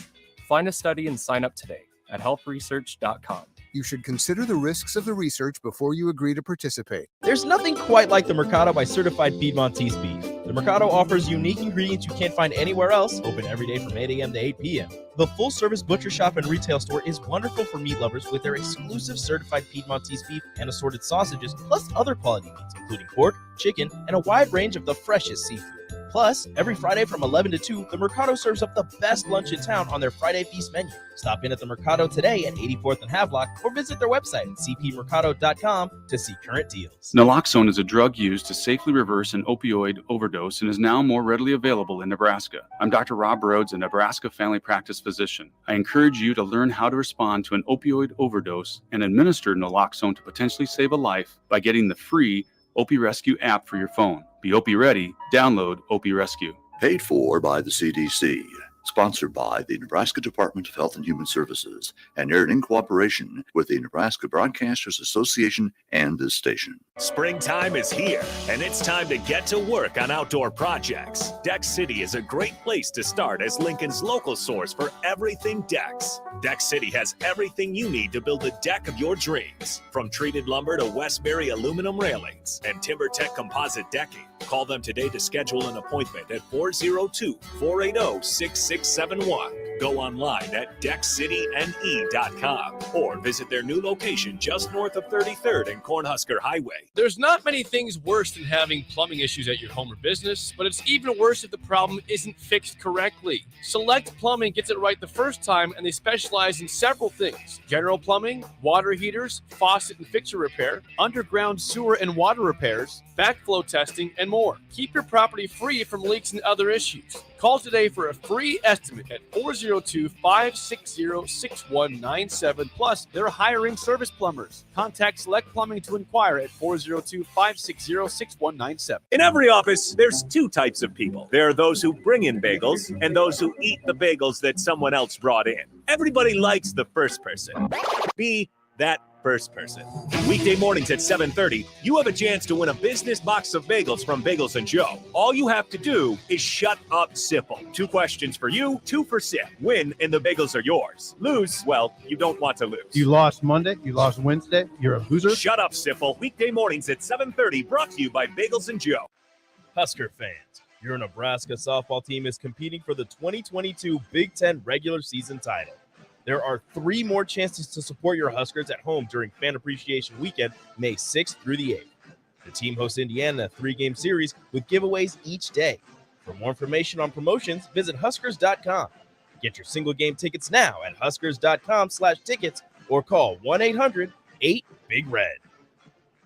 If you need to sell equipment and trucks, Ritchie Brothers' new Lincoln Storage Yard lets you free up space at your property and get local access to all Ritchie Brothers auctions. Drop your equipment off and sell it online at any Ritchie Brothers auction, Iron Planet, or via Marketplace E. The yard is at 8801 Highway 6 in Lincoln. It's secure and makes for easy in-person buyer inspections and pickup. Take advantage of this yard to sell at Ritchie Brothers Great Plains Regional Auction on June 16th. For details, visit rbauction.com/Lincoln. Herrick Services takes this time to show their gratitude to the men and women of our military. Whether it's here in the United States or another country, they've put their lives on the line each and every day for our safety and our freedom. This important message comes to you from Bart, Mike, and the folks at Herrick Services, your vending and snow removal specialists here in Lincoln. Their quality service and expertise has earned them a fine reputation. Visit them online at herrickservices.net. That's Herrick Services, on the air saluting our troops this Memorial Day and every day. It's time to play Shootout with Strick. Call now, 464-5685, to take your shot against Eric Strickland. Shootout with Strick. Brought to you by Buffalo Wings and Rings. Time to play the game! It is time for us to hand out $15 to Buffalo Wings and Rings, and you're in luck. You don't even have to earn it today because Strick is out. I actually didn't make a game show. We're still just going to give out the wings and the rings, or whatever you really want from Buffalo Wings and Rings. $15 to Buffalo Wings and Rings. Third caller. All you have to do is pick up your phone right now. Call 402-464-5685. And if you're caller number 3, you win. It's that simple. Go ahead and give us a call. 402-464-5685. And listen to Triple H's theme song here. All right, there we got some people calling in. Box out with Bach. I like that. Box out with Bach. That's awesome. I feel That's the one part of my game that I never did. Box out. Oh, Yeah. I was awesome at box out. I was great at box I never out. felt They didn't comfortable, care. throwing the booty out. That was my dad. That was always his biggest thing was boxing out because he's an undersized dude. He's a big dude, like 5'9", 5'10". So his thing was always you box out. Yeah, I was obviously bigger than my dad, so it worked in my favor. I didn't have to box out, but I was always the box out. I also talk a lot of trash when I play basketball. Yeah, I gotta because I'm not very good, so I have to have some type of advantage. I used to talk trash until I got called out for it. Basically, some guys wanted to fight or different things. What? Happening. It's just like, I'm not really actually going to fight. This is NBA trash talk. We're not going to come to fisticuffs. We just you just talk because it's fun. Exactly, especially playing a rec league. Are you in a rec league? Yeah, I have been. I do throughout the year. We should be on at the same times. team. Yeah, Bob. we should go out and see me drain some threes. That's right. That's about all I do. We'd have the best chemistry on the court. That's right. I'm a defensive liability, and I don't hustle, and I don't box out, but I drain threes. What do you mean you don't? What? I feel like that should be your bread and butter, Bob. It was before I broke my wrist. Now I don't want to jump. I don't want to get in the air. That is dangerous. I don't want to re-break Yeah, my the wrist. older you get, when you break something. Yeah. That's what I'm terrified of is tearing an ACL. I don't know why, because I feel like it's so easy. You could just be walking. Boom. Yeah. Done. Teddy Bridgewater. Yeah. Changed his entire career. How do you come back from a torn Yeah. ACL? I'm not a professional athlete. I just put me in a cast. I don't know about non-contact injuries. Those are just the worst. Like Scary. Yeah. It can happen to anybody. And that's why also I've been playing softball. I didn't even ask Nick about that. I was supposed to play softball yesterday. You didn't text me, so maybe I was kicked off the team. But that's what I'm most worried about too. My dad busted his knee playing softball. I feel like that happens a lot too. Yeah. Old men playing softball. And you get some injuries. I mean, it happens. It's terrifying. I did want to hit this before we get to break. Teddy Allen is trying to go to the NBA, so he's got his name in the NBA portals. I think he's even going to work out with the Boston Celtics, so he's going to try to get himself into the NBA. But just in case that doesn't work, he hasn't hired an agent. He's actually also hit the transfer portal. So he does have 1 year of eligibility remaining. This despite having played for West Virginia, Wichita State, Community College, Nebraska, and New Mexico State. So if he lands at another school, if the NBA thing doesn't work, they tell him he needs 1 more year, and he goes back to school, he'll have played for 6 different teams. How this is part of what I'm saying is everyone always makes the argument you have to sit out a year if it's your second transfer. No, you don't. Not if you graduate. All these guys are getting waivers. Well, if you're a grad transfer, then I don't think you have to. Well, he obviously didn't have to sit out. Yeah, I don't know. Yeah, I'm not exactly. Does it not hurt you if you get kicked off a team, then you don't lose a year of eligibility? Maybe is that what it is? I'm not exactly sure. It is weird. A lot of these guys, a lot of these guys are getting waivers based on just like the COVID year. It seems like, and that obviously that's the extra year of eligibility he has. But it's just amazing to see that there's guys that don't play 6 years in most leagues. I know there's like guys that travel around from team to team, but. In the NBA and the NFL, it's going to be hard to play with 6 teams in 5 years. Now, I know you don't care about this as much, Bach, but I'm wondering how those classes transfer from school to school. Seriously. Yeah, I mean, every school has different curriculum, has different classes, has different prerequisites. It's all different. So I don't know how does he have a degree in all this? I would assume. I would hope he came out with something. Yeah. Goodness gracious. And I would think that would be how he would be able to transfer this time, was a grad transfer. So I don't know. Well, we'll keep an eye on that. Maybe he goes pro. Obviously had his big moment in the tournament in their first round upset victory. And we'll always cheer him on. Would you take him back for Nebraska? Yeah, sure. Does he want to come back to Nebraska? That's the better question. Probably not. What is Boys Town, Nebraska? Is that a high school powerhouse?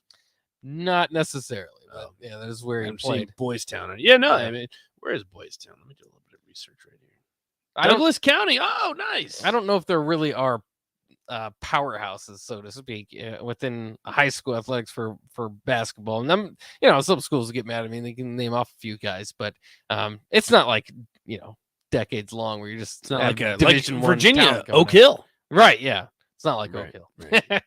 Also, another news, and I know that you'll like the way that I word this, is that per his agent, Baylor Shireman has cut his list down. He's obviously from Aurora, so that's pretty big. Summit League Player of the Year over there at South Dakota State. He's cut his list down to 5. It originally had 10 teams on it, and Nebraska was one of them. Well, now it's cut down to 5, and it comes down to Arkansas, Clemson, Duke, Creighton, and Nebraska. Nebraska had made the cut. So they did. Still 5 teams left. We'll see. There, Kansas, Kentucky, teams like that did not make the cut. Maybe there was rumors out there did not live up to his wishes. Which yes, wishes. We should talk about that after the break. Does getting Baylor Shireman make you more confident in Nebraska basketball? Because we've seen top tier talent come to Nebraska this past season. Bryce McGowan's projected first round draft pick. How'd that work out? Yeah, I mean, it should. Something to think about. Right? It's something to think about. You. I mean, this is a proven college player too. I would think so, but Delano Banton, Bryce McGowan's guys are doing well, but moving on. We'll take a quick break here on 93.7 The Ticket on the block. We'll be right back in a few minutes for the 5 o'clock hour on 93.7 The Ticket. Maximize your savings with Bryant. Bryant offers efficient heating and cooling system options to help you save on your monthly utility bill. If you act now, their team will secure all available rebates to maximize your savings. Hurry, these rebates are for a limited time only. Call Bryant. Ask for a free estimate to save and improve your comfort. 467-1111. Online at BryantLincoln.com. Bryant Air Conditioning, Heating, Electrical, and Plumbing. We do whatever it takes. There's not many things worse than having plumbing issues at your home or business, but it's even worse if the problem isn't fixed correctly. Select Plumbing gets it right the first time, and they specialize in several things: general plumbing, water heaters, faucet and fixture repair, underground sewer and water repairs, backflow testing, and more. Keep your property free from leaks and other issues. Call today for a free estimate at 402-560-6197. Plus, they're hiring service plumbers. Contact Select Plumbing to inquire at 402-560-6197. At first, I was really nervous and intimidated to buy a ring. I wasn't sure what I was getting into. My experience at Starter Heyman was very easy. I felt like I walked out of Starter Heyman with the ring that was going to make her go wow and say yes. I love my ring. It is so beautiful. I absolutely love my ring. I get compliments on it all the time. I always tell them Starter Heyman. Yeah, we would definitely recommend Starter Heyman. Yeah, it was great. We're definitely coming back. Sure. Sauter Heyman Jewelers, Lincoln and Grand Island. SauterHeyman.com. This is Dan Friedman. Between 2010 and 2019, distracted driving caused more than 40,000 car crashes in Nebraska, resulting in over 14,000 severe injuries and deaths. Please keep your eyes on the road. If you have a smartphone, put it away while you're behind the wheel. It will help keep our community safe and secure. This message is brought to you by Friedman Law Offices, helping injured people. It's what we do. It's all we do. Find us at friedmanlaw.com today. In every office, there's two types of people. There are those who bring in bagels and those who eat the bagels that someone else brought in. Everybody likes the first person. Be that first person. Weekday mornings at 7:30, you have a chance to win a business box of bagels from Bagels and Joe. All you have to do is shut up, Sipple. 2 questions for you, 2 for Sip. Win, and the bagels are yours. Lose, well, you don't want to lose. You lost Monday. You lost Wednesday. You're a loser. Shut up, Sipple. Weekday mornings at 7:30, brought to you by Bagels and Joe. If you need to sell equipment and trucks, Ritchie Brothers' new Lincoln Storage Yard lets you free up space at your property and get local access to all Ritchie Brothers auctions. Drop your equipment off and sell it online at any Ritchie Brothers auction, Iron Planet, or via Marketplace E. The yard is at 8801 Highway 6 in Lincoln. It's secure and makes for easy in-person buyer inspections and pickup. Take advantage of this yard to sell at Ritchie Brothers Great Plains Regional Auction on June 16th. For details, visit rbauction.com/Lincoln. Hi, this is Dave Osted from Osted's Golf. Let us make this your best season yet. Voted a top 100 fitter by Golf Digest, our master fitters have been trained by the same guys that build clubs for PGA pros like Rory, Tiger, DJ, Jordan. Have old clubs? Trade them in Osted's Value Guide, or have our club specialists get your clubs swinging like new. Go to our website, make your fitting appointment. You're a click away from a better golf game. Play better, have fun, and shop Osted's. This is Lincoln's home for sports talk on the FM dial. Also online at theticketfm.com. On the internet. KNTK FM Firth, 93.7 The Ticket. This is On the Block with Strick and Bach. Nebraska Basketball Hall of Famer and 9-year NBA vet, Eric Strickland. Strickland for 3. And you're going to go out of here as the Big 8 tournament champion. 93.7 The Ticket veteran and Ortega connoisseur, Jake Bakoven. I like Ortega and I like pepper. Coming at you live from the Coppel Chevrolet GMC studios in the heart of Lincoln, America. On air and online at theticketfm.com. Sponsored by the Mercado by Certified Piedmontese. This is On the Block with Strick and Bach. Hold up.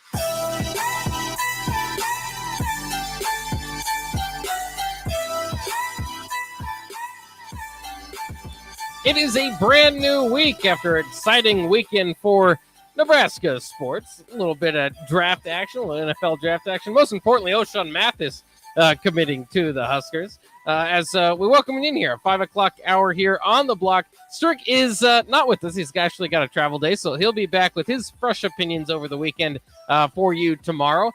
So that'll be exciting. But as for today, it's myself and my partner in crime from our show, The Ticket Water Cooler, Nathan Brennan, usually our producer here on the block. Nate, how's it going today?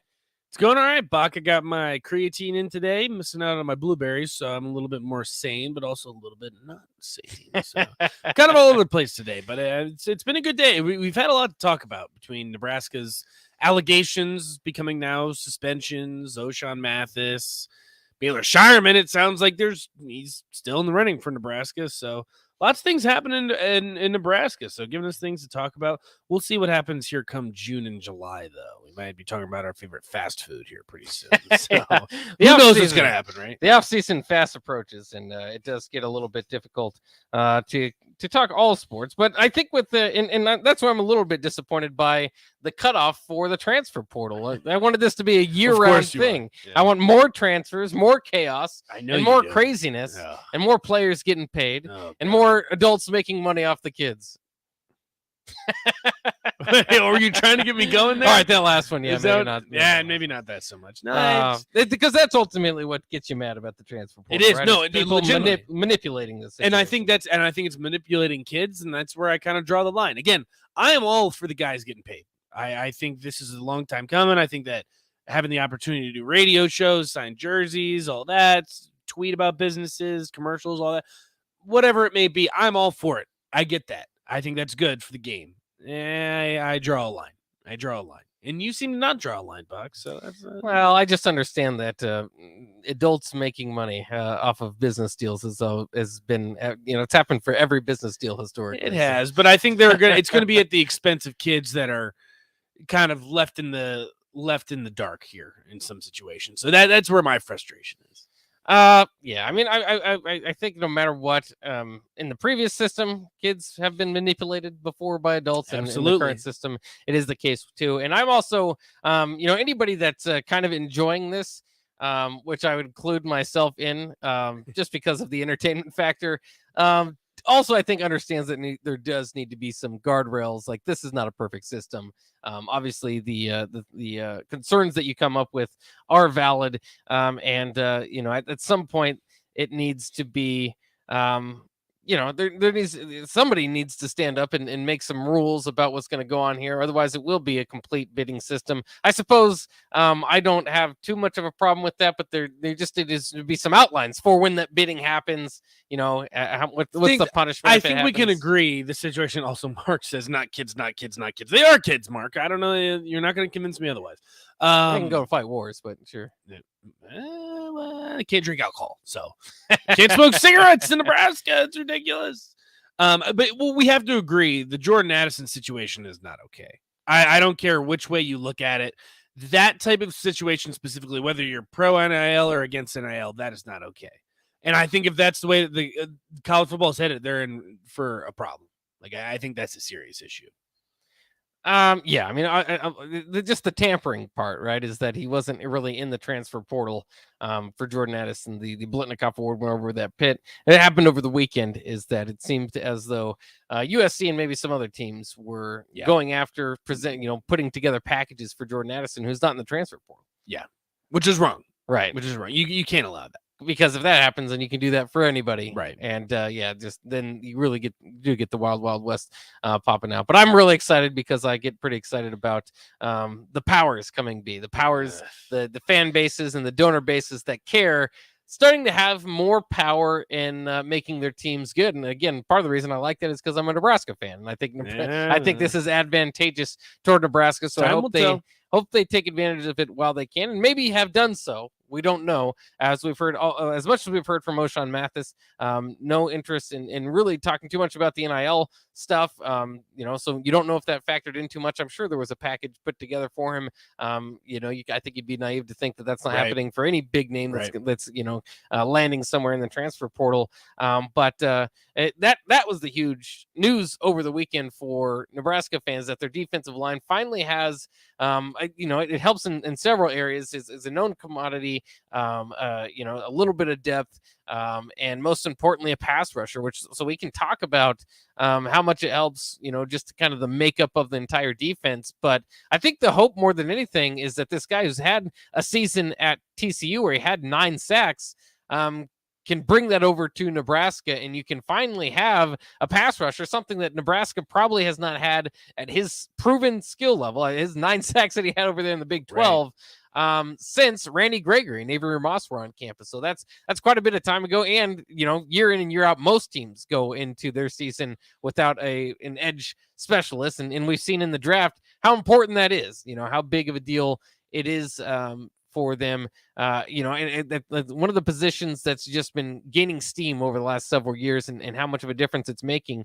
And certainly at the college level, it can too. I was interested because we interviewed him again here on early break, and he did mention, like, I think you could shy away from the Big Ten offensive lines, right? If you were looking into it, like, man, I don't know if my numbers are going to be as high, but he wants to be able to prove it against the best offensive lines, and those are found in the Big Ten.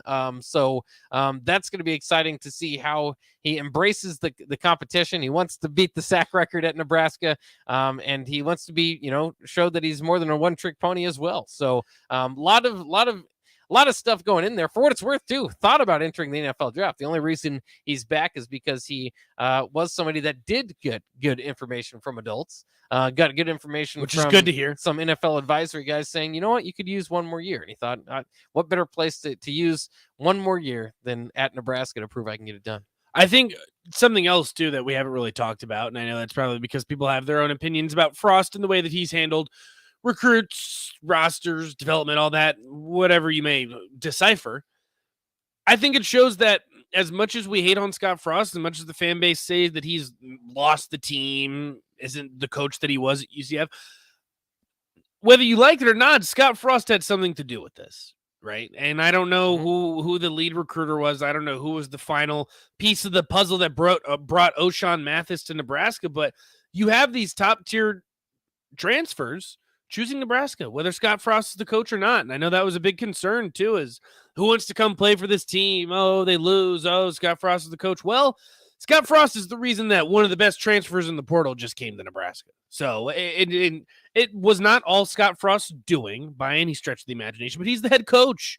He deserves some type of credit for getting O'Shawn Mathis. Well, yeah, I think he should, and I think he will. I think that's one thing that I've said all along. I mean, I've got plenty of complaints about how Scott Frost has run his program here, but the one thing that I'll always give him credit for is that he fills the holes in the offseason. I mean, he really has done a legitimate job whenever it's there.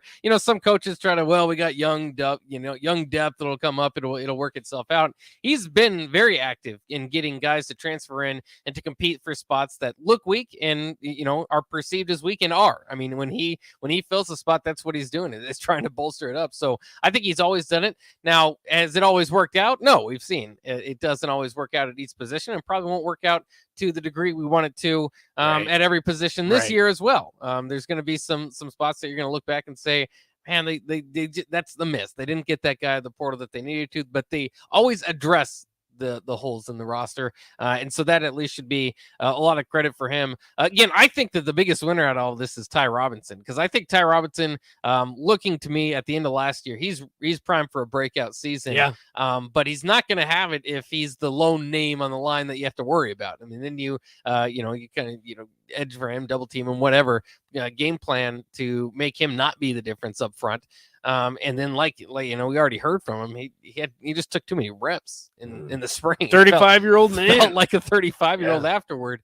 So if you can keep him healthy, keep him ready, he's on that pace for the breakout with O'Shawn Mathis there. I think Caleb Tanner and the outside lineman, throw Jamari Butler in there.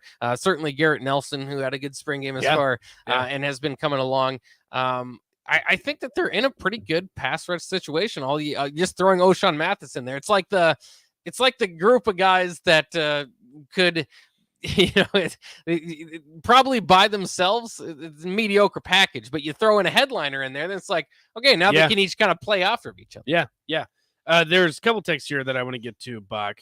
Eric says, I bet Mathis didn't go to Texas because they didn't get a single player drafted. That very well could have gone into it. Probably didn't help. TCU also didn't get anybody drafted. Certainly didn't help. So maybe that's why he's off running away from the Big 12. And then it certainly doesn't help. I don't know how much of that was actually a factor. And then Ryan says, how soon until we have an NIL salary cap? I think part of the issue with that is that it's so hard to track, right? The NCAA has to step in and do some type of process for you to track where the money is, track where the money's going, it's just, there's so much gray area right now. Who is giving this money? How are you getting the slush fund? Is it actually businesses? Is it coming from boosters, the university? I mean, we say it's not coming from the university, but someone that's directly affiliated with the university, that's a booster. Okay, yeah, it's not tuition students' tuition money that's going into the fund, but one of the boosters that's paying for damn near everything on campus, they're the one that's giving the kid the money. You tell me who's really giving it to him. It's not a business. That's not a transaction or anything like that. It's a booster giving money towards a fund that's going to a player. That's pay for play.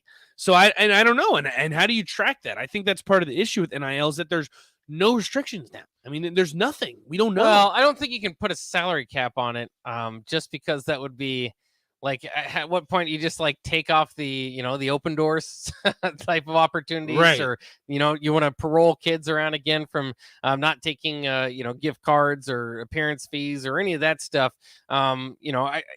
Especially, I mean, that could go against what you're trying to do altogether, right? Especially if you do an NIL salary cap, and then the quarterback and the defensive end and I don't know, throw out a star wide receiver get all the salary, of your salary cap.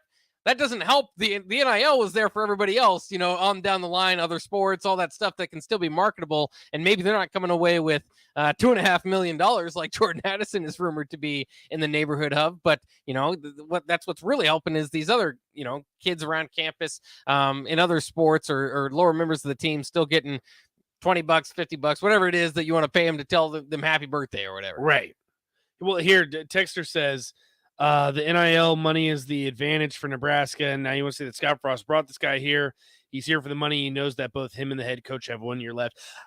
I don't necessarily agree with that, because if you're a guy like O'Shawn Mathis, look, this is a temporary solution. You are getting NIL money. NIL money is not professional football money. Look, if you're a first, second, third round draft pick, that's going to be more than any NIL package that any school can offer you. Scott Frost is going to have to put you in a position to not only be successful as a team, but also successful on the field where you're going to get noticed by NFL talent and NFL scouts. So that's my pushback against that, is that if your biggest concern was money, then it wouldn't have mattered what school it was, what position you were put in, but you are legitimately NFL talent. We have no reason to believe that O'Shawn Mathis won't be drafted in this upcoming NFL draft next year. And Scott Frost is going to put you in his mind, he's going to put you in a position to win. He's going to put you in a position to be noticed. Well, and I think that the texter does have a point, that there's maybe 1 year left for Frost, maybe 1 year left for him. For what it's worth, it's 1 year for O'Shawn Mathis, no doubt. Well, he's got 2 years of eligibility, but he's thinking 1 year. He just went to the NFL, absolutely, and they told him 1 more year. So right. that's what he's looking for. As far as Frost, again, I don't know if you single-handedly want to have him be the guy that gets the biggest rub off of this, or was the reason that O'Shawn Mathis committed. He was a reason. He has to be. He was part of the reason, but it might even be more the defensive coaches. As far as Mathis says, he's done a couple interviews again with Early Break this morning. He's been impressed. His mother at least was very impressed that they threw the kitchen sink at him. They brought basically all the coaches in, so they let him know how important he was. He likes the fact that there's some NFL experience on this staff, from his own position coach on the defensive line to the linebacker Barrett Ruud spent quite some time in the league. We know Scott Frost did as well. It's just kind of spread throughout there. Shenander has, so it's just a combination of a lot of things, and we know a lot of those things that played into it. So, I don't know if you want to give Frost a whole lot of, the biggest, reason for getting this guy. But I'll say this again and again: the fact that he's able to put this whole thing together.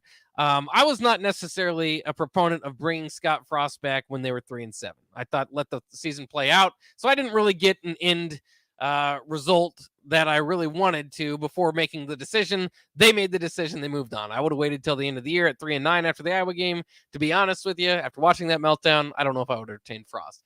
All that being set up to say that that they needed to set it up in a way that was going to be interesting and advantageous to a degree, or at least leave a little bit of hope out that this was going to happen. I think they've done an excellent job of doing that. The writing was on the wall for a long time, to start this whole thing, that there's a great potential that this could be a 1-year type of trial run. Yet they went out and got Mark Whipple. And they went out and put together, got Casey Thompson. Right. They've just done enough to put it together. Now O'Shawn Mathis, obviously to include Mickey Joseph and the other, Trey Palmer, all the other transfers, throw that all together.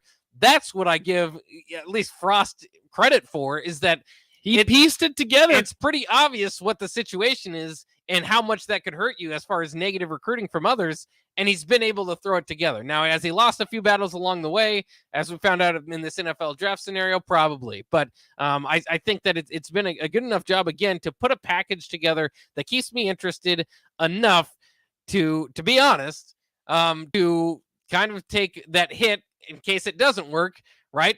This is all about lowering that buyout, which happened.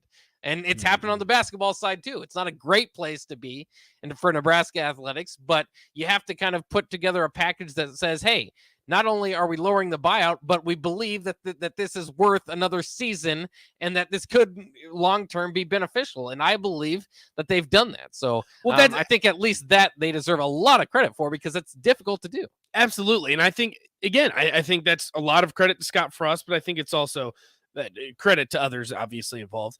I think the biggest thing about it too is you leave no room for excuses, right? There was always an excuse last year. Okay, it was the special teams. Okay, it was Adrian. They said these are things that need to happen to be successful next season. Well, guess what? All of the pieces have come together. Maybe you need another offensive lineman, defensive lineman in the transfer portal. We'll see how that plays out. But at the end of the day, if this doesn't work out again for Scott Frost, sorry. I mean, there's nothing else that you can point to and say, oh, he needed this. Oh, we needed this to happen. Oh, this didn't go his way. You've got it all. I mean, that's just the situation that he's in. And it's a tough spot to put yourself in, because now it's all on the table. It's you show up or you don't.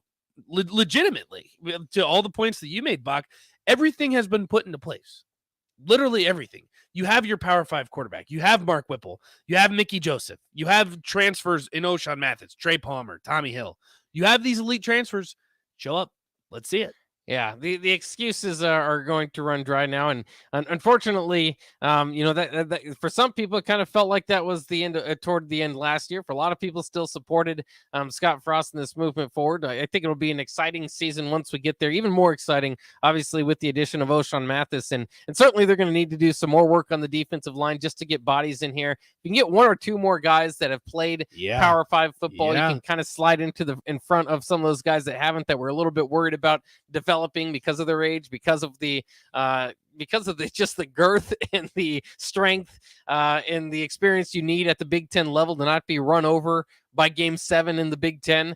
It'll be interesting, but that's kind of the goal that's laid out in front of Nebraska as we speak. But O'Shawn Mathis is going to be the most exciting cherry on top of all of that. But the one pushback that I do have against you, Bach, is that you've said a lot of times that you're worried if Nebraska has a good season, successful season, that's more of an indication of what all happened on the outside, getting Mark Whipple, transfers, all that. It's not an indication that Scott Frost is still the guy. Well, the only counter argument I have to that is that Scott Frost still had a role in that. I mean, Scott Frost had a role in getting these assistants. Scott Frost had a role in the transfer portal. Scott Frost had a role in lowering the buyout. I mean, at the end of the day, he could have said, no, I'm not lowering my buyout, fire me. He decided, okay, let's lower the buyout. Let's make something happen. Let's get these assistants, let's get these transfers. So I think that's still an indication that Scott Frost is doing everything he needs to do to be successful. Will the assistants help? Obviously. But if you're Mark Whipple, you have a great thing going at Pittsburgh. You have to have some type of faith in Scott Frost to come here, right? You have to.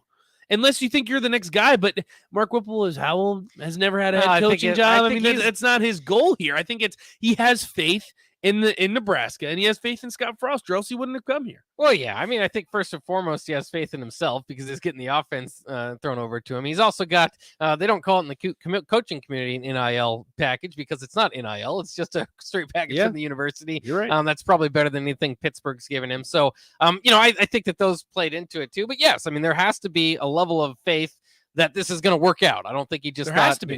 but I don't know. I just, the problem I have is that Frost has dug himself just too far into a hole for a quick fix to even make me believe that, it's all him. Again, you have, they could go 9-3 this year, and I still would be worried about going 5-7 the next year. I mean, you could, if that happens, you still fire Frost. That's the holy sin, is what I'm saying, is that they start to need to turn it towards sustained success. And we haven't even got to success before you get to sustained success. So that's the hole he's in.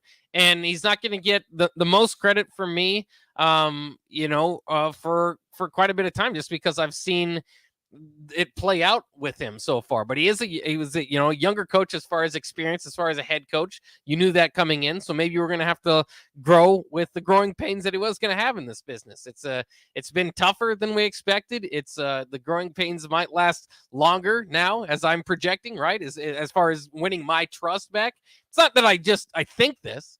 I've said it before. It's, if I were I could be intellectually dishonest with you and just say that. But when I had a feeling at some point during the Frost era, it was before last season, midway through the season before that, where I said, you know what? I don't think this is going to work. I hope it will, but I don't think it's going to work. It will. It hasn't quite gotten back to the place that I think that it's going to work.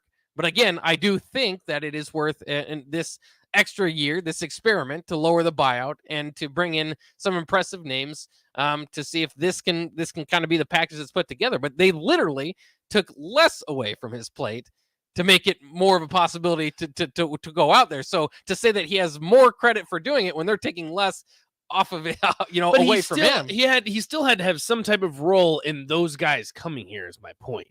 Is if you didn't believe in the vision, if you didn't believe in Scott Frost, you wouldn't have become a part of the program. That's from the player's side and that's from the coach's side. If you didn't have some type of faith of him running the operation, you wouldn't have made the jump to begin with. And I do believe that. And I don't think that if you're O'Shawn Mathis and you have no faith in the head coach of the football team, you're coming to Nebraska. Right. No matter which way you slice it, he is the head coach in Nebraska.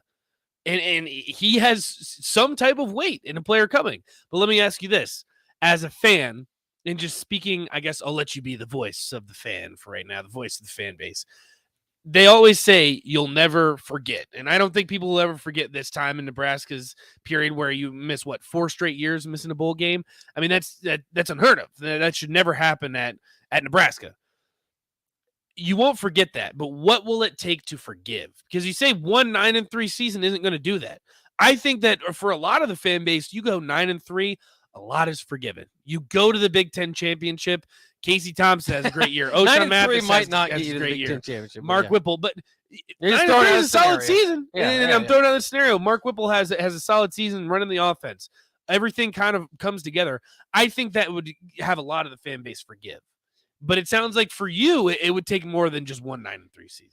Well, just because because I've seen it, and in the past, you've seen it yourself. Justin Fuente has a 10-win season. Did that mean that he was the next big thing at Virginia Tech? No, I mean it takes more than one season. And again, it's almost like the reason I say that is kind of going back to last year. Last year was Nebraska's 9-win roster. When when the senior class just kind of accumulates, they had some extra guys stick around an extra year. And now you see the draft picks and the guys that are going to get shots at the NFL. And even if they weren't picked, all Big Ten players, all Americans. I mean, that's a big deal. And you go 3-9. So, I don't want to be the school that puts together every 3 years, every 4 years, Northwestern has the senior roster that can compete that year. And then the rest of the time is down. That's that's not the long-term goal of Nebraska football. And it's sad. And it's not all Frost's fault. Obviously, Riley played a big part in this. But, it's sad that that's where the expectations have kind of fallen off to. But that's going to happen when you sit around in less than mediocrity. We always say mediocrity. Mediocrity is 6-6. Mediocrity is 7-5 once in a while, maybe 5-7. They haven't gotten to 500. That's worse. That's bad. That's not mediocrity. And when that happens, your expectations go down significantly. And if I'm the voice of the fan base, if you're going to let me be that for a minute, let me be the voice of the fan base. Maybe it's not the overwhelming majority of it, but at least part of it that says, I want this big time football school to be treated like it. Once again, once we get to eight or 9 wins, I don't want that to be all of a sudden, fresh, relief. I believe that Solich after 9 wins and Pelini after 9 wins should have been let go, because I think that they hit their peak and the programs were heading in the wrong directions. It's not the problem of letting those guys go. It's the guys you replaced them with, which haven't worked out. And so far, Frost fits in that category, but we're hoping that he can get a turnaround here in the upcoming season. Also, we have a question about Alabama's slump. So Mike Shula took over in 2003, 4 wins, 6 wins, 10 wins, 6 wins again. Canned. Nick Saban, 7 wins, hasn't won less than 10 since. Yeah, so that Saban guy, that hire worked out a little bit. Yeah, I would say. I don't know. I mean, I guess that's what you would compare it to, but I don't think Saban and Scott Frost are on the same playing field quite yet. Who knows? Maybe. Well, you have to remember when Scott Frost was hired here, that was the expectation was, well, he's got to be the next Tom Osborne. Tom Osborne's like a top 5 coach of all time. Maybe Hopi's right. Kirby Smart or something, which is great. You know what I mean? Like, just what a title. Just anybody. Mac Brown. Yeah, but just to say, well, I hope he's the next one of the greatest 5 coaches of all time. That's a big hope. Maybe. I don't know. I was just talking about expecting the most for Nebraska football. Now I'm on the other side of it. I'll figure out my thoughts. We'll be back here on the block on 93.7 The Ticket. At first, I was really nervous and intimidated to buy a ring. I wasn't sure what I was getting into. My experience at Starter Heyman was very easy. I felt like I walked out of Starter Heyman with the ring that was going to make her go wow and say yes. I love my ring. It is so beautiful. I absolutely love my ring. I get compliments on it all the time. I always tell them Starter Heyman. Yeah, we would definitely recommend Starter Heyman. Yeah, it was great. We're definitely coming back. Sauter Heyman Jewelers, Lincoln and Grand Island. SauterHeyman.com. Yo, it's the captain, Rashawn Jackson. Join me this Wednesday at Wingstop at 50th and O Street from 11 to 2 for Husker Sports Talk and, most importantly, wings. That's Wednesday at Wingstop at 50th and O Street, the official sponsor of the captain. Order wings ahead at wingstop.com. See you there. These days, there are more reasons than ever to treat yourself to a great haircut at Great Clips with the online check-in app. So tell us, why do you check in? I check in because I'm tired of hat hair. I check in because we all need a cut. I check in so I can feel like me. And I check in so I look good for you. No matter why you check in, you'll check out with a great haircut and save time with our online check-in app. Great Clips. It's going to be great. Water heater gone? Call Bryant. The price you're quoted is the price you'll pay. And in most cases, same-day replacement. Bryant Air Conditioning, Heating, Electrical, and Plumbing. 467-1111. Are you sick of mindlessly running on a treadmill or the lack of motivation to consistently work out? Whatever your challenge, Farrell's Extreme Body Shaping can help. Whether you want to lose weight, boost energy, or simply improve your overall health, you'll fit right in at Farrell's regardless of age or abilities. Build endurance with their kickboxing and strength training group fitness classes while also getting nutrition coaching. Try Farrell's now for a free week.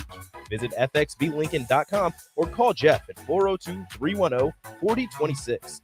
Farrell's Extreme Body Shaping. Shopping for new flooring is different today. Getting your questions answered, making the right selection, getting the best value, and installed quickly and professionally. Visit ostreetcarpet.com or shop our store. We'll answer all your questions and help you make the right choice. You'll be enjoying your new floor in just days for less than you'd pay elsewhere. Carpet, vinyl, wood, laminate, tile, and area rugs. We've got it all. O Street Carpet. 1732 O Street. Family owned and operated. Always the best value. Husker fans, continue to support the Nebraska softball team during Fan Appreciation Weekend this Friday through Sunday. The team hosts Indiana in a 3-game series with giveaways each day. On Friday, the first 500 fans receive a water bottle. Come out Saturday and be one of the first 500 fans to receive a blanket. And on Sunday, if you're one of the first 500 fans, you'll get yourself a pint glass. For more information on the game, visit Huskers.com. Get your single game tickets now at Huskers.com or call 1-800-8-BIG-RED.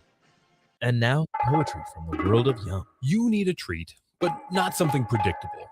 Cookies, cupcakes, apple pie, it's all boringly typical. So here's a little rule of thumb. Take that income, avoid the humdrum, and get yourself to the world of Yum.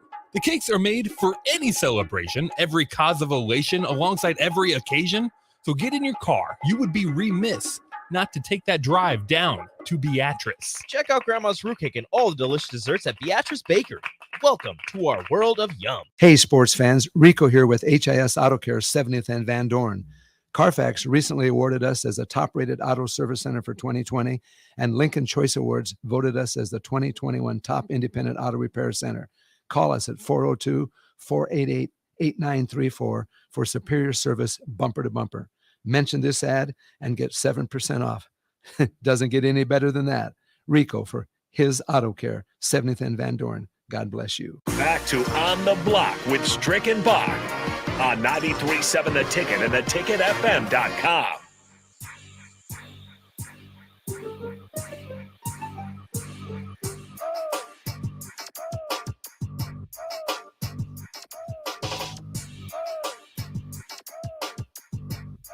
This is On the Block here on a Monday for you. Eric Strickland is, it's a travel day for Eric Strickland. So the Husker Hall of Famer, longtime NBA vet, will be back with me here on the block tomorrow. But we have Nathan Brennan, our producer, and also co-host of mine from the Ticket Water Cooler here with us. And we've been just talking a lot of the Nebraska happenings that have gone on. I don't think we quite got to the NFL draft as far as the second round picks and what that means or how that reflects on this past year, and what it kind of means just for Nebraska to get back within that realm. As Cam Jurgens, Cam Taylor both picked in the second round is the first time since 2015, I believe, or 2014, 2015 draft of Amir Abdullah and Randy Gregory that Nebraska's had a second round pick, let alone 2 second round picks in both drafts. So it was kind of cool. I knew those guys are just like hyper talented, right? I mean, they those are the type of guys, those are the get off the bus guys that you go, well, maybe not necessarily get off the bus, but once you see them start in workouts, right? And you're just like, oh my goodness, this guy's pretty good. These guys are hyper athletic. Those are the types that I'm very impressed with. You saw Cam Jurgens the last 2 years, so maybe not quite the whole time here, but you were here for the botch snapped process, right? What did you feel is his development here? Because as I watch him move on to the next level, I kind of think, obviously didn't play on great lines, and that's going to hurt his legacy, I suppose, here at Nebraska. But I think he might be the best Nebraska offensive lineman since Spencer Long, and obviously had a pretty good career. He was an All-American here at Nebraska toward the I guess like 2012 with Bo Pelini at their helm. So that's kind of where I come out on him, and he, for what it's worth, Cam Jurgens the highest drafted offensive lineman for quite some time. So it's not like I'm going out too much on a limb there. Maybe I don't know if I want to say best, but most talented certainly. But I am interested. He's a bit small of a center for the next level. He's going to be able to understudy for Jason Kelsey there, who's got 1 year left on his Philadelphia deal. So maybe, I think at worst, he moves to guard. I think you always have that as kind of the backup there. And I think they're going to probably still try to bulk him up a bit. But I kind of like his long-term prospects. As if you watch the video, you ultimately hear about his short arms kind of holding him back in his weight.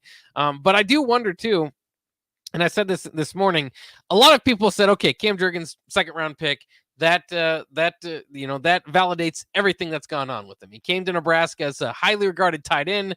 They moved him to center. We went through the botch snap process, and then kind of surprised everybody by going early. It's worked out for him. He's a second round pick.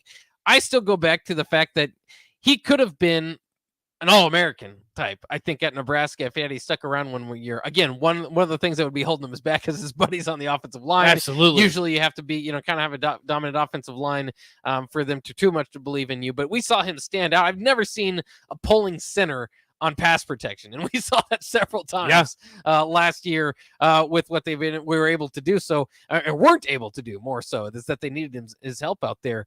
But it was it's interesting to see. I think one of the biggest recruiting wins for Bo Pelini was when he re-recruited, I should say, Ndamukong Suh, who was going to be a second-round pick, late first-round pick, maybe even to return for his senior year. So I understand second-round pick, it makes sense. He's get his chance at the NFL, all that. But it would just have been huge to be able to get Cameron Jurgens back for this Nebraska football team. So I think that, yes, it was a right decision by Cam Jurgens, and he gets to move on to the NFL. But I still don't say I still would say that wouldn't have made it impossible to recruit him back. Yeah, I think for him, the how much money is in the NFL alone. If you're going to be a second-round draft pick, you got to walk. There's just so much money in the NFL now. I think the biggest thing out of all of it is, I don't know if you saw the video, Bach. They interviewed Jason Kelsey, who's the current starter for the Eagles at center. And they thought it was going to be awkward because they were talking to him as the pick came in. They said, "Oh, center Cam Jurgens." Kelsey said, "I've had my eye on this guy the entire draft. I mean, throughout the entire process. This is who I wanted the Eagles to take. I think he's a freak athlete. We saw that at Nebraska. We saw that certainly at the Combine. And I think if someone, an NFL veteran, is speaking that highly of you, I have no reason not to believe him. Yeah. I think he's in a good fit in Philadelphia. I think he's going to learn behind one of the best centers in the game. And maybe he gets to move to guard for a little bit while Jason Kelsey's still there. I don't know it, and play another position. But I think what this really shows in all of this, and I'm going to sound like a broken record when I say this was not a 3-win football team. Oh, yeah. And I don't know who's to blame, and I know we've had this discussion extensively so many times about how frustrating it is. But it really just goes to show you how talented this team was, because to your point, think outside the draft alone, how many former Huskers from this past team are now on NFL rosters? Are they going to make the team? No. Are some guys going to be practice squad guys? Sure. Some guys are going to be special team guys, whatever have you. There was a lot of talent on this team, man.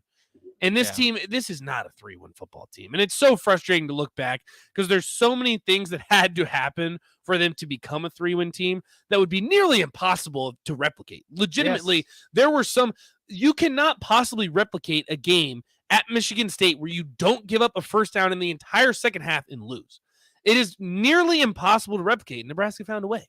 So I think more than anything, when I learned from this draft and what I see when it's all said and done and everything's been settled, it's just so frustrating to watch that, because that team had so much potential. It's just not a 3-win football team, especially with the talent that they had. Because we're going to look back this season, whether their predictions right, 6 wins, 9 wins, whatever it has, there's a very good chance that this team that we watched this season will not even be, I won't say not close, but there's a good chance that this team isn't going to be as good as the team we saw last year. Yeah, it's a strong possibility. At least talent-wise. Seriously. Yeah, you're losing a lot. It very well could happen, and we could be sitting at a 9-win team that wasn't as good as the 3-win team. And it's frustrating, for fans. And I think out of the entire thing that I have with the draft is I'm happy that all these players got drafted. I think they're seriously talented. I think Jurgens and Kim Taylor-Britt both will have successful NFL careers. But, man, that team was too good to win 3 games. Yeah, they were just way too good to win 3 games. Yeah, I mean, you just go up and down that roster again. You know, now that you can kind of, group these guys in, you got 2 second-round picks, tied into the year in the Big Ten, second team All-American in JoJo Doman, 2 linebackers that are popping off 17, 18 tackle games.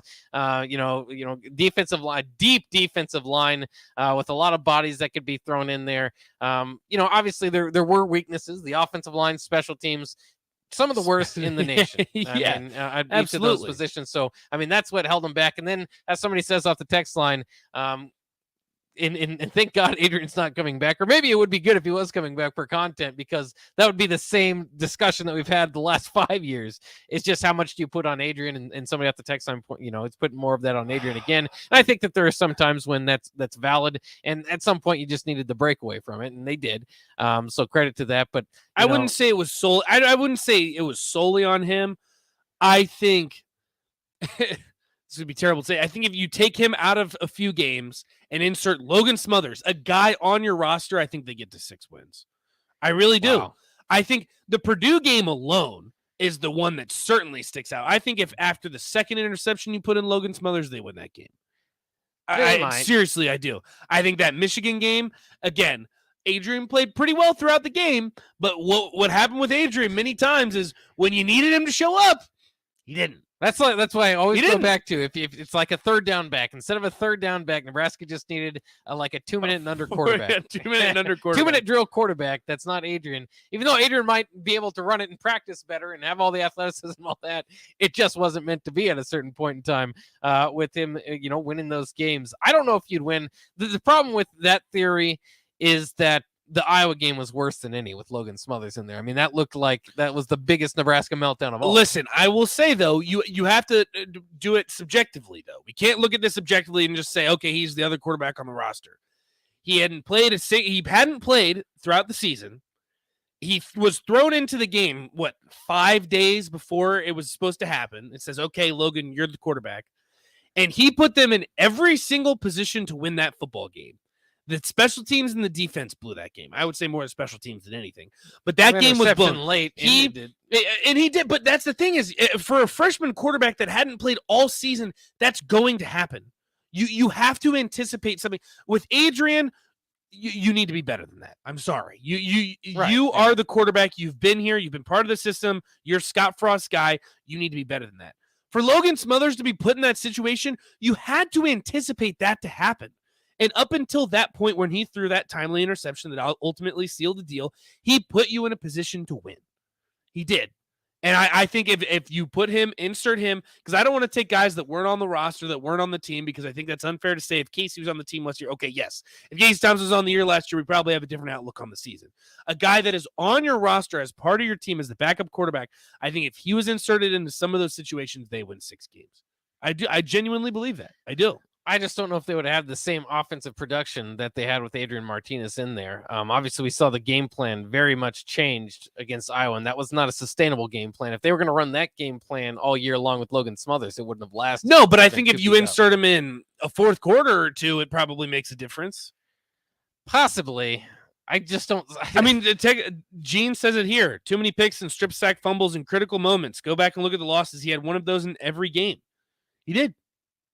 Yeah, I mean, he did, and that's but that's the thing part is, of his career. And that's what's so sad is that I hate saying him and Logan Smothers are the same because, again, with a guy like Logan Smothers put into that exact situation, you had to expect it to happen.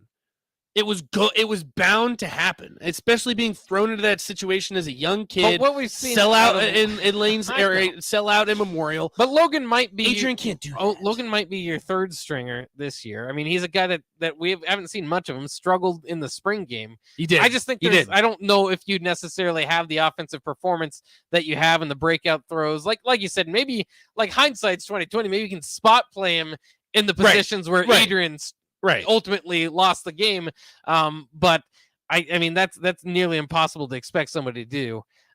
You know, that you would need the power of hindsight. Nearly impossible to expect him to go into that game and go up 20.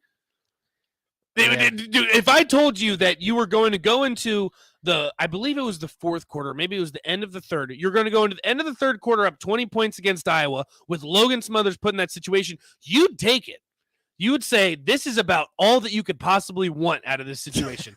And they still found a way to blow it, Bach. That's my point. I don't know how you don't love Kirk Ferentz for the fact that in the middle of the third quarter, down 3 possessions, down 20, he kicked a field goal, and they're down 17. Still 3 possessions with a quarter and a half left. You're right. The patience of that man is incredible. You're right. I love Kirk. And that's part of the frustration is, again, if you replicated that season, you couldn't. You literally could not replicate it if you tried. If you said we are going to lose every single game the same way we did, it would be impossible.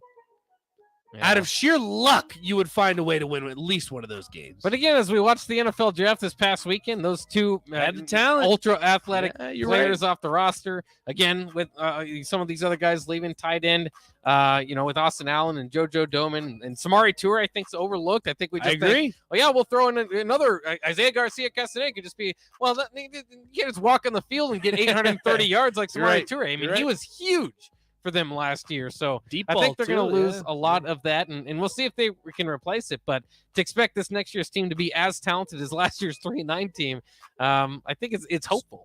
More so, it's a big ass. We'll take a quick break. We'll wrap things up here on the block on 93.7 The Ticket. Next, stick with us through these short commercial breaks. Maybe we'll talk some NBA playoffs and wrap up some of our thoughts today on some of the goings on. That's coming up next year on 93.7 The Ticket. Water heater gone? Call Bryant. The price you're quoted is the price you'll pay. And in most cases, same-day replacement. Bryant Air Conditioning, Heating, Electrical, and Plumbing. 467-1111. 93.7 The Ticket. Fox KFXL weather. Brought to you by Bryant Air Conditioning, Heating, Electrical, and Plumbing. Cloudy skies with rain moving in by late this morning into this afternoon. We'll see a high of 48 with falling temperatures this afternoon and northeast winds at 15 to 20. Rain slowly moves out tonight with a low down to around 40. We should see clearing skies by tomorrow afternoon with a high of around 58. I'm meteorologist Tim Wright for 93.7 The Ticket and theticketfm.com. Shopping for new flooring is different today. Getting your questions answered, making the right selection, getting the best value, and installed quickly and professionally. Visit ostreetcarpet.com or shop our store. We'll answer all your questions and help you make the right choice. You'll be enjoying your new floor in just days for less than you'd pay elsewhere. Carpet, vinyl, wood, laminate, tile, and area rugs. We've got it all. O Street Carpet. 1732 O Street. Family owned and operated. Always the best value. There's nothing quite like the Mercado by Certified Piedmontese beef. The Mercado offers unique ingredients you can't find anywhere else, open every day from 8 a.m. to 8 p.m. The full-service butcher shop and retail store is wonderful for meat lovers with their exclusive Certified Piedmontese beef and assorted sausages, plus other quality meats, including pork, chicken, and a wide range of the freshest seafood. Plus, every Friday from 11 to 2, the Mercado serves up the best lunch in town on their Friday Feast menu. Stop in at the Mercado today at 84th and Havelock or visit their website at cpmercado.com to see current deals. If you need to sell equipment and trucks, Ritchie Brothers' new Lincoln Storage Yard lets you free up space at your property and get local access to all Ritchie Brothers auctions. Drop your equipment off and sell it online at any Ritchie Brothers auction, Iron Planet, or via Marketplace E. The yard is at 8801 Highway 6 in Lincoln. It's secure and makes for easy in-person buyer inspections and pickup. Take advantage of this yard to sell at Ritchie Brothers Great Plains Regional Auction on June 16th. For details, visit rbauction.com/Lincoln. Gaina Trucking is hiring CDL Class A and B drivers.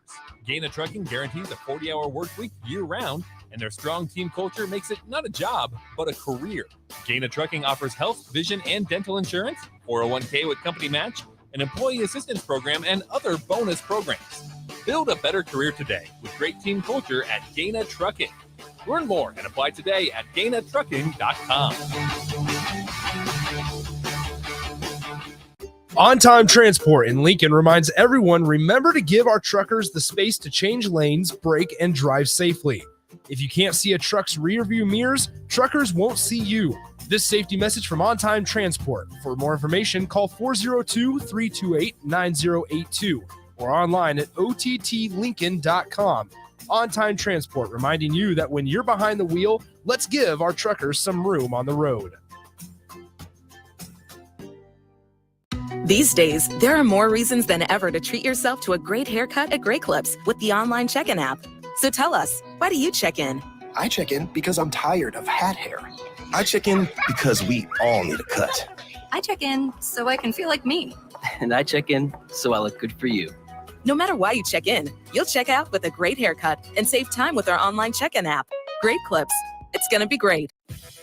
Eustace Body Shop, where our customers send their friends. That's the greatest compliment we can receive. If you've been in an accident, we'll get you back in your vehicle as quickly as possible. Our technicians care about you and your family and repair your vehicle to factory standards. We handle your claim from start to finish and provide a free loaner car. Stop by for a free estimate. Eustace Body Shop, just south of 88th and Highway 2. The most recommended Eustace Body Shop. That's who we are. Spring is here. Are you giving your yard the best chance at being healthy and green? Call Penner Sprinkler and Lawn to get your sprinklers ready to go for the season if they haven't been working properly. They're also scheduling installs for new sprinkler systems if you don't have one. So make sure you contact them early to get a bid as soon as possible. Plus, they're your one place to go for 5-step fertilizer and pesticide application and lawn aeration. Call Penner Sprinkler and Lawn today at 402-413-1215. Back to On the Block with Strick and Bach on 93.7 The Ticket and theticketfm.com.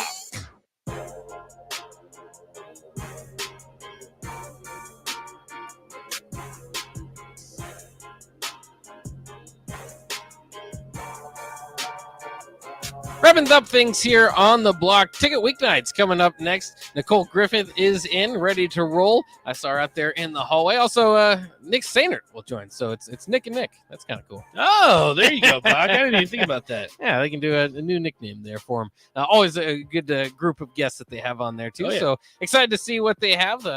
around the corner here. But as we wrap up things on the block, obviously, a lot of talk today about some of the goings on around Nebraska sports. I did want to mention this. Some people maybe would have seen it coming with the draft picks. Obviously, you kind of hope if you're a fan of a certain player, it's kind of fringe on a team. You kind of hope that they don't draft his position, right? Well, that happened to Divine Ozigbo. The Patriots drafted 2 running backs with Pierre Strong Jr. and Kevin Harris to join their crowded room. So it became less crowded Monday when they waived running back Divine Ozigbo, former Nebraska running back, obviously. So that's kind of sad. We'll hopefully to see him get another shot in the league. Also in the news here, Clemson's Justin Ross was probably the best example of a guy that needed NIL. A few years ago, he would have gotten a lot of it. I mean, he looked like a first-round draft pick, had the injuries, now is not going to do that. But he did sign with the Chiefs for a non-drafted type of deal. So that's kind of sad. If you remember, Minnesota's Marquise Irving, one of the many running backs that worked out well for the Golden Gophers, he's going to Oregon. So that's kind of an interesting move there. So that's kind of fun. Also today in the headlines, New Orleans Saints new safety now. Tyrann Mathieu agrees to contract. Of course, played his college ball at LSU, so a homecoming of sorts. 3-year deal, I believe, for the Honey Badger. I'm going to be honest, I'm not liking that. I like to see the Honey Badger. I've followed his career. I like him to see him play for a relevant team. And, he's saying the Saints aren't relevant, huh, Bob? I don't think anymore. I think without Drew It's a Brees. bold claim. Without I got Jameis, a head coach in charge there. I mean, 30-30, Buck. Don't forget that. Yeah, we'll see. I'm not sure if that's where I'd like to see him land. I don't know how long he'll stay there, but that's kind of interesting. Also, the Warriors could be looking into trading for Rudy Gobert in the offseason via ESPN. Andrew Wiggins would be dealt to Utah in that situation. That Utah situation, there was rumors, there were whispers going into the playoffs. If they didn't have a deep run, they might break it up. There seems to be very much bad blood between their 2 stars, Rudy Gobert and Donovan Mitchell. Gobert's camp has kind of come out and said that they want to split. They don't want to. They either want to be traded or not to play with Donovan next year. So that's very interesting. You kind of wondered as a small market team, where was this coming from? Well, it's coming from directly a beef between the players. So that which is always sad to see, especially the small market teams. It's just so difficult to structure a team, put a team together to begin with, especially when you're a smaller market. It's tough to attract free agents, and you convinced Donovan Mitchell to sign the Supermax that he did a couple years ago. So he's locked in, but now you get Rudy Gobert out. We've seen it a time or two. Wouldn't be surprised to see him demand a trade after that. And these small markets, it's difficult. Tough to see. Would like to see the Jazz relevant again. Maybe some John Stockton, Karl Malone days. I've talked to Strick about that. See, I know he played them a time or two. So who knows? I don't know. Also in the NBA playoffs yesterday, Boston loses their first game to the Bucks. Oh, I'm sorry, Buck. It was tough to watch. It was one of the worst games they've played in months. They clearly don't have the size to compete with the Bucks. What do you think about the undisputed idea? A lot of people around here are around sports now saying Giannis Antetokounmpo, the best player on planet Earth as a basketball player, he still just doesn't have the complete game as far as shooting and stretching the floor that way. But he's almost nearly impossible to defend one-on-one, which is maybe what Boston should do anyway. You rarely say this, but the way that they run their offense is they got a lot of open threes off doubling Giannis. And so maybe just let Giannis go to town. Robert Williams will foul out. Al Horford will have 4 fouls. You might even have to bring Daniel Tice out all there. of them, yeah. But, I would almost say let Giannis get his 2 every time down the floor, at least try to get his one-on-one going without doubling. Bold strategy, though. Here's what I'll say, Bach, and I always make this argument about Shaq. I would say Giannis is the most dominant player in the NBA. I would not say he's the greatest player in the NBA. In my opinion, if LeBron James is in the NBA, probably the best player. I think that's probably going to be the case until he retires. I don't know. There could be a huge drop-off. He could get hurt, whatever have you. I'd say he's the best player, but I also make the same argument for Shaq. I would say Shaq is probably the most dominant player of all time. Maybe not the most, but up there at the top. Oh, yeah. But I would never say at any point in time Shaq was the greatest player in the game, but certainly the most dominant. I would put Giannis in that same conversation. Wordsmith, are you? You're messing around with some words. Oh, absolutely. That's what we do. Warriors also outlasted the Grizzlies in game 1, 117-116. Coming up tonight, 76ers and Heat. The Sixers likely to be out without Joel Embiid until game 3, so that's interesting to note there. Suns and Mavericks also opening up their series tonight. So fun night in the NBA. If you like the association. Devin Booker back? Yes. Devin Booker is back. He is back. He played the game 6 in the last series. Right. But only had 19 points, maybe more of a decoy. So we'll see if he's back to full strength tonight. That'll wrap it up for On the Block. Thanks again, Nate, for sticking around all these Always hours. Fun. Ticket Weeknights coming up next. Nicole Griffith and Nick Sainert will be in here to kick off Ticket Weeknights for tonight. Will be another great lineup of shows. So that's coming up next. Don't hit that dial. We'll be back tomorrow. There's nothing quite like the Mercado by Certified